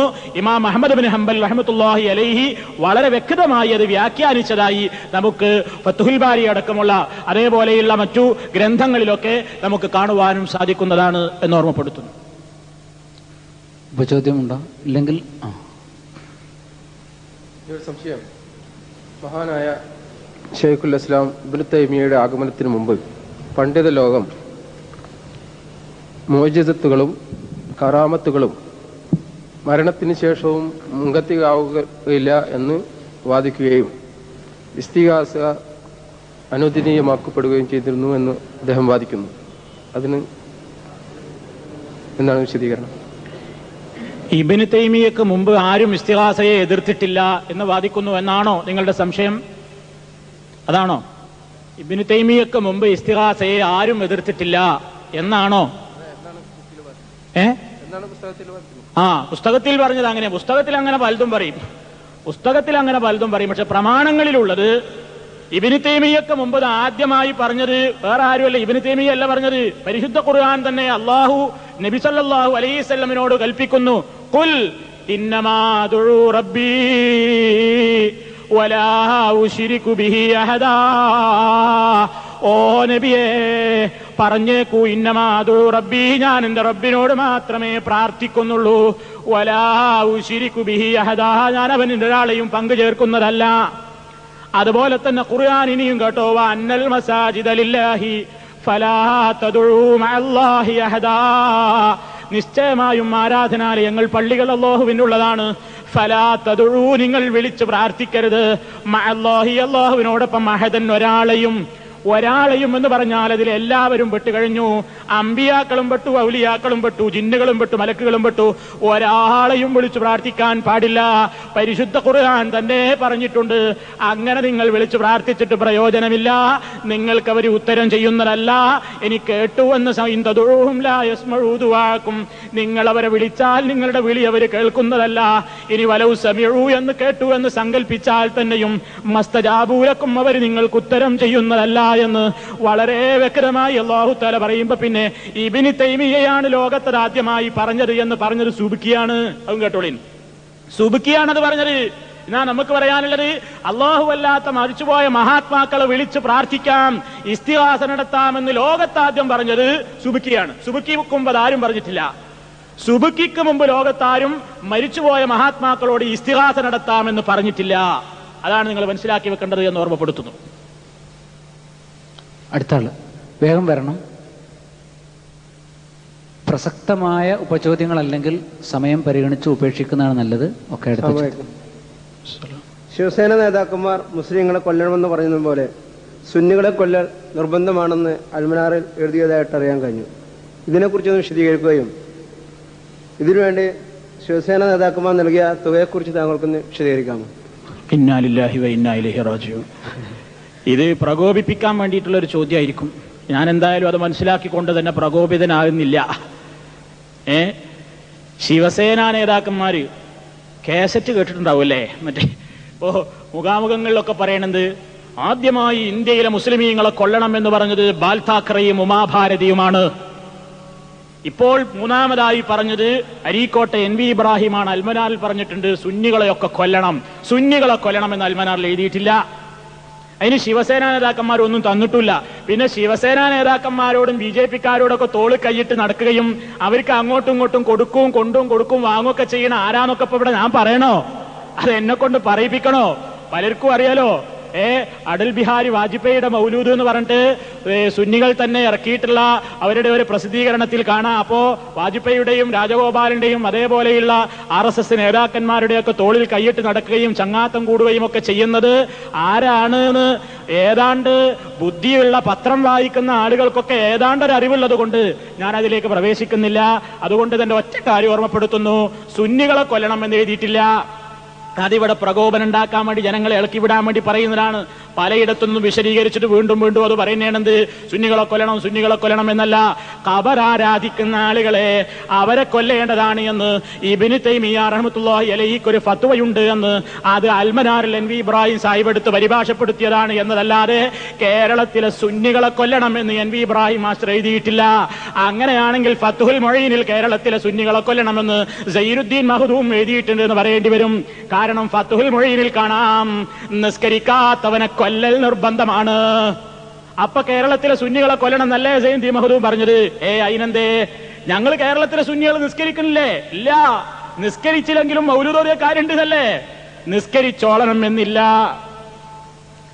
ഒരു പുസ്തകത്തിലെ ഉദ്ധരണി തന്നെ ഞാൻ നിങ്ങളെ വായിച്ചു കേൾപ്പിക്കുന്നു. ഇതാ, നിസ്കരിക്കാത്ത മൗലൂദോദിയലും പ്രശ്നമല്ല, 247 പേജിൽ എന്നാണ് വായിക്കുന്നത്. 247 സുന്നത്ത് ജമാഅത്ത് ഹദീസിൽ എന്ന ഹംസക്കോയ ബാക്കവിയുടെ പുസ്തകം 247 പേജിൽ പറയുന്നു, ഈ ഹദീസിൽ നിന്നും നിസ്കാരവും മറ്റും നിർവഹിക്കാത്തവൻ നബിയെ സ്നേഹിച്ച് മൗലിദ് പാരായണം നടത്തിയാൽ രക്ഷപ്പെടുമെന്ന് തന്നെയാണ് മനസ്സിലാവുക. കണ്ടോ, നിസ്കാരമൊന്നുമില്ലെങ്കിലും നബിയെ സ്നേഹിച്ച് മൗലൂദ് ഓതിയാൽ ആ സ്നേഹം കൊണ്ട് തന്നെ അവൻ രക്ഷപ്പെടുമെന്നാണ്. നബി സല്ലല്ലാഹു അലൈഹി വസല്ലമയുടെ മൗലൂദ് ഓതുന്നവൻ നബിയെ സ്നേഹിക്കുകയാണ് ചെയ്യുന്നത്. ഈ സ്നേഹം കൊണ്ട് തന്നെ അവൻ രക്ഷപ്പെടുമെന്നാണ് ഹദീസുകളും ചരിത്രങ്ങളും പഠിപ്പിക്കുന്നത്. അപ്പൊ നിസ്കരിച്ചിട്ടില്ലെങ്കിലും മൗലൂദ് ഓതിയ രക്ഷ ഉണ്ടാവും. അപ്പൊ ഫത്ഹുൽ മൊഈനിൽ എന്താ പറഞ്ഞത്? നിസ്കരിക്കാത്തവനെ കൊല്ലണം. അപ്പൊ സൈനുദ്ദീൻ മഖ്ദൂം എന്താ പറഞ്ഞത്? കേരളത്തിലെ സുന്നികളെ കൊല്ലണം. ഇതല്ലേ ഇപ്പത്? അങ്ങനെയാണെങ്കിൽ ഇതും അങ്ങനെയെന്ന് കൂട്ടിക്കോളി. പിന്നെ കൊല്ലണം എന്നൊക്കെ പറഞ്ഞത് ആരാന്നറിയോ? ഖുർആൻ പരിഭാഷപ്പെടുത്തുന്നവനെ കൊല്ലണം എന്നാ അവിടെ എഴുതിയിട്ടുള്ളത്. ഖുർആൻ പരിഭാഷപ്പെടുത്തുന്നവനെ കൊല്ലണം കേട്ടോ. എന്താണ് ഈ സാധനം? എന്താ അറിയോ? ഇത് നുസ്റത്തുല്ലനാം. നുസ്റത്തുല്ലനാം ഞങ്ങൾ അംഗീകരിക്കുക എന്ന് പറയണ്ട, പക്ഷെ ഇതിലുള്ള ഒരു ഫത്വ അത് നിങ്ങൾക്ക് അംഗീകരിക്കാതിരിക്കാൻ കഴിയില്ല. അതെന്താ? ശാലിയാത്തിന്റെ ഫത്വേ. ആരാ ശാലിയാത്തി? ശാലിയാത്തിയാണ് മുജാഹിദീങ്ങളോട് സലാം പറയാൻ പാടില്ല, കണ്ടാ മിണ്ടാൻ പാടില്ല എന്നൊക്കെ ഫത്വ കൊടുത്ത ആളല്ലേ? ആള് പറയുന്നത് കേട്ടോളൂ. മാത്രമല്ല ശാലിയാത്തി തന്റെ ഫത്വയിൽ, ഇനി ശാലിയാത്തിയുടെ ഫത്വ, ഖുർആൻ പരിഭാഷപ്പെടുത്തൽ വല്ലവനും ബോധപൂർവം പ്രവർത്തിച്ചാൽ അവൻ ഒരു പക്ഷേ സിന്ദീഖ് ബ്രാക്കറ്റിൽ മതവിരോധിയാകുന്നതും. ഒരാൾ മനഃപൂർവ്വം ഖുർആൻ പരിഭാഷപ്പെടുത്തിയാൽ അവൻ മതവിരോധിയാകുന്നു. തീർന്നില്ല. എങ്കിൽ അവനെ കൊല്ലപ്പെടേണ്ടതും അതല്ലെങ്കിൽ അവൻ ഭ്രാന്തനാകുന്നതും എങ്കിൽ അവനെ ചികിത്സിക്കപ്പെടേണ്ടതുമാണ്. കേട്ടോ, ഖുർആൻ പരിഭാഷ ഒരാൾ മനഃപൂർവ്വം ചെയ്താൽ ഓ മതവിരോധിയാവും, അപ്പൊ അവനെ കൊല്ലണം. അല്ല, മനഃപൂർവ്വം അല്ലെങ്കിലോ അവനെ പ്രാന്താലയത്തിൽ കൊണ്ടുപോയി ചികിത്സിക്കണം എന്ന് അല്ലേ? അപ്പൊ ആരിനെയൊക്കെ കൊല്ലണം എന്നപ്പോ കെ വി കൂറ്റനാട് പരിഭാഷ ഇറക്കിയിട്ടുണ്ട്. അദ്ദേഹം മരിച്ചുപോയി, ഇനിയിപ്പോ കൊല്ലാൻ കിട്ടൂല. പിന്നെ ഇവിടെ മഹദൂമി ഉണ്ട്, തിരുരങ്ങാടി മഹദൂമി. അതുപോലെ തന്നെ പരിഭാഷ എഴുതുന്ന പല ആൾക്കാരുണ്ട്, പല ഫൈസിമാരും ഒക്കെ ഇപ്പൊ പരിഭാഷ ഇറക്കുന്നുണ്ടല്ലോ. അപ്പൊ അവരൊക്കെ കൊല്ലണോ? അപ്പൊ ഇതിങ്ങനെ ഓരോന്നെടുത്ത് വായിച്ചിട്ട് ഇളക്കി വിടുകയാണ്. അതുകൊണ്ട് എനിക്ക് പറയാനുള്ളത്, നമ്മൾ അങ്ങനെ ഒരാളെ കൊല്ലണം എന്ന് പറഞ്ഞു നടക്കാറില്ല. നമ്മൾ ജനങ്ങളോട് ഖുർആനും ഹദീസും പറയുന്നു, അതിന്റെ ഹുക്മുകൾ പറയുന്നു. ഇന്ന വ്യക്തിയെ കൊല്ലണം, ഇന്നാള് കാഫറാണ്, ഇന്നാള് മുശ്രിക്കാണ്, ഈ വാദം കൊണ്ട് നടക്കലല്ല എന്ന് പ്രത്യേകം ഓർമ്മപ്പെടുത്തുന്നു. ഉപചോദ്യം അതിനുണ്ടോ ഉപചോദ്യം? കൊല്ലണമെന്ന് പറയുകയും ചിലപ്പോൾ സലാം പറയുകയും മടക്കുകയും ചെയ്യുന്ന ഈ ഇരട്ടത്താപ്പ് നയം ഇനിയെങ്കിലും ഒന്ന് അവസാനിപ്പിച്ചുകൂടെ? ആരെ പെങ്ങളോട് സലാം പറയാൻ വന്നു? കൊല്ലണം എന്ന് പറഞ്ഞു നിങ്ങളോട് ആരെ സലാം പറയാൻ വന്നത്? അങ്ങനെ ഉണ്ടൊരു ധാരണ. നിങ്ങളിതൊന്ന് സലാം തരുമോ എന്ന് ചോദിച്ചിട്ട് ആരാ കൂട്ടരെ നിങ്ങളുടെ പിന്നാലെ നടന്നത്? നിങ്ങളൊന്ന് സലാം പറയുമോ എന്ന് ചോദിച്ചിട്ട് ഞങ്ങൾ സാധാരണ എന്ത് ചെയ്യും? അറിഞ്ഞുകൊണ്ട് സലാം പറയാറില്ല. പിന്നെ അറിയാത്ത റസൂൽ പറഞ്ഞു സലാമുൻ അലാമൻ അറഫ്താവമല്ലം താരിഫ്, നീ പരിചയമുള്ളവനോട് ഇല്ലാത്തവനോടൊക്കെ പറയണം. അപ്പൊ കൂട്ടത്തിൽ അസ്സലാമു അലൈക്കും ഒരാൾ പറഞ്ഞു, അയാള് ഒന്നും മിണ്ടിട്ടില്ലെങ്കിൽ നമ്മളെന്ത് പറയും? സോറി മുസ്ലിമാ വിചാരിച്ച് പറഞ്ഞാണെന്ന് വിചാരിച്ച് നമ്മളാണ് പോല, അല്ലാതെ ആ അതിൽ വേറൊരു പ്രശ്നമൊന്നുമില്ലല്ലോ. അപ്പോ പിന്നെ ഇരട്ടത്താപ്പ് എന്താണെന്ന് വെച്ചാൽ, ഇരട്ടത്താപ്പ് നമ്മളോടല്ല പറയേണ്ടത്. ഇതിന്റെ ഇരട്ടത്താപ്പ് മുമ്പ് ഒരാൾ ചെയ്തിട്ടുണ്ട്. ആരാന്നറിയോ? ഈ ഇരട്ടത്താപ്പിനെ കുറിച്ച് പറയണമെങ്കിൽ മുമ്പ് ഒരാൾ ഇരട്ടത്താപ്പ് ചെയ്തിട്ടുണ്ട്. അതാരാ? അജ്മീർ ഖാജ. അജ്മീർ ഖാജയുടെ മുമ്പിൽ അക്ബർ ചക്രവർത്തി പോയിട്ട് സലാം പറയുന്നു. അജ്മീർ ഖാജന്റെ ഖബറിങ്ങ ചെന്നിട്ട് അക്ബർ ചക്രവർത്തി ഒരു കഥ കേട്ടോ. അക്ബർ ചക്രവർത്തി അജ്മീർ ഖാജന്റെ ഖബറിങ്ങ ചെന്നിട്ട് പറയുന്നു അസ്സലാമു അലൈക്കും. അപ്പൊ മൂപ്പരിക്കൊരു പണി എന്താ അറിയോ? അക്ബർ ചക്രവർത്തി ഇങ്ങനെ നടക്കുകയാണ്. എല്ലാ ഔലിയാക്കന്മാരെ ഖബറെങ്കിലും പോയിട്ട് അസ്സലാമു അലൈക്കും എന്ന് പറയും. സലാം അങ്ങോട്ട് മടക്കണത് കേട്ടില്ലെങ്കിൽ മൂപ്പർ ആ ഖബറങ്ങ് തട്ടിപ്പൊളിക്കും. മൂപ്പർ മടക്കിക്കോളണം. അപ്പൊ സലാം മടക്കിയില്ലെങ്കിൽ ഖബർ തട്ടിപ്പൊളിക്കും. അപ്പോ അക്ബർ ചക്രവർത്തി എന്നാ മുജാഹിദാന്ന് വിചാരിക്കണ്ട. അയാൾ മുഹമ്മദ് നബിയുടെ പേരെ ഈ ടൈമിലേക്ക് കാർക്കിച്ച് തുപ്പണ ആളാ. അത്ര വലിയ മതവിരോധിയാ. മുഹമ്മദ് ഈ ടൈമിലേക്ക് ഇങ്ങനെ തുപ്പും മൂപ്പര്. അത്ര വലിയ നബിയോട് വെറുപ്പുള്ള സിന്ദീഖാണ്. ഒരുപാട് രജപുത്ര സ്ത്രീകളെ വിവാഹം കഴിച്ച് ദീനെ ഇലാഹി എന്ന പേരിൽ ഒരു മതവും ഉണ്ടാക്കിയ ആളാണ് അക്ബർ ചക്രവർത്തി. ഈ അക്ബർ ചക്രവർത്തി അജ്മീർ ഹാജക്ക് വന്ന് സലാം പറഞ്ഞപ്പോ അജ്മീർ ഹാജ എത്ര പാടുപെട്ടിട്ടാ മടക്കിയത്. അജ്മീർ ഹാജ പറയണ് അസ്സലാമു അലൈക്കും അക്ബർ ചക്രവർത്തി സലാം പറഞ്ഞപ്പോ അജ്മീർ ഹാജ മടക്കിയില്ല. രണ്ടാമതും അക്ബർ പറഞ്ഞു അസ്സലാമു അലൈക്കും. മൂന്നാമതും പറഞ്ഞു അസ്സലാമു അലൈക്കും യാ ഗരീബൻ നവാസ്. അതങ്ങ് ചൊല്ലിയപ്പോ അലൈക്കും അസ്സലാം ഓ അക്ബറേ. അജ്മീർ ഹാജ അങ്ങോട്ട് സലാം മടക്കി. ആർക്ക്? അക്ബറിന്. ദീനെ ഇലാഹി എന്നുള്ള മതമുണ്ടാക്കിയ അക്ബറിന്, മുഹമ്മദ് നബിയുടെ പേര് എഴുതിയിട്ട് അതിന്മേലേക്ക് കാർക്കിച്ചു തുക്കുന്ന അക്ബറിന്, ആ അക്ബറിന് സലാം അടക്കാൻ അജ്മീർ ഹാജ വെറുതല്ല പാടുപെട്ട് മദീനത്തുനിന്ന് ഓടി വന്നതാണെന്നാ. എന്താ കാരണം പറയുന്നത്? അക്ബർ ചക്രവർത്തി ആദ്യം സലാം പറഞ്ഞപ്പോ അജ്മീർ ഹാജ പറയണേ നീ ആദ്യം എന്നെ സലാം പറഞ്ഞപ്പോ ഞാൻ മക്കത്ത് തവാഫിയായിരുന്നു. രണ്ടാമത് സലാം പറഞ്ഞപ്പോൾ ഞാൻ മദീനത്തായിരുന്നു. മൂന്നാമത് നിന്റെ സലാം കേട്ടപ്പോ ഞാൻ ഇങ്ങോട്ട് ഓടി വന്നതാണ് അക്ബറേ. നിനക്ക് സലാം അടക്കാൻ വേണ്ടി ഞാൻ ഓടി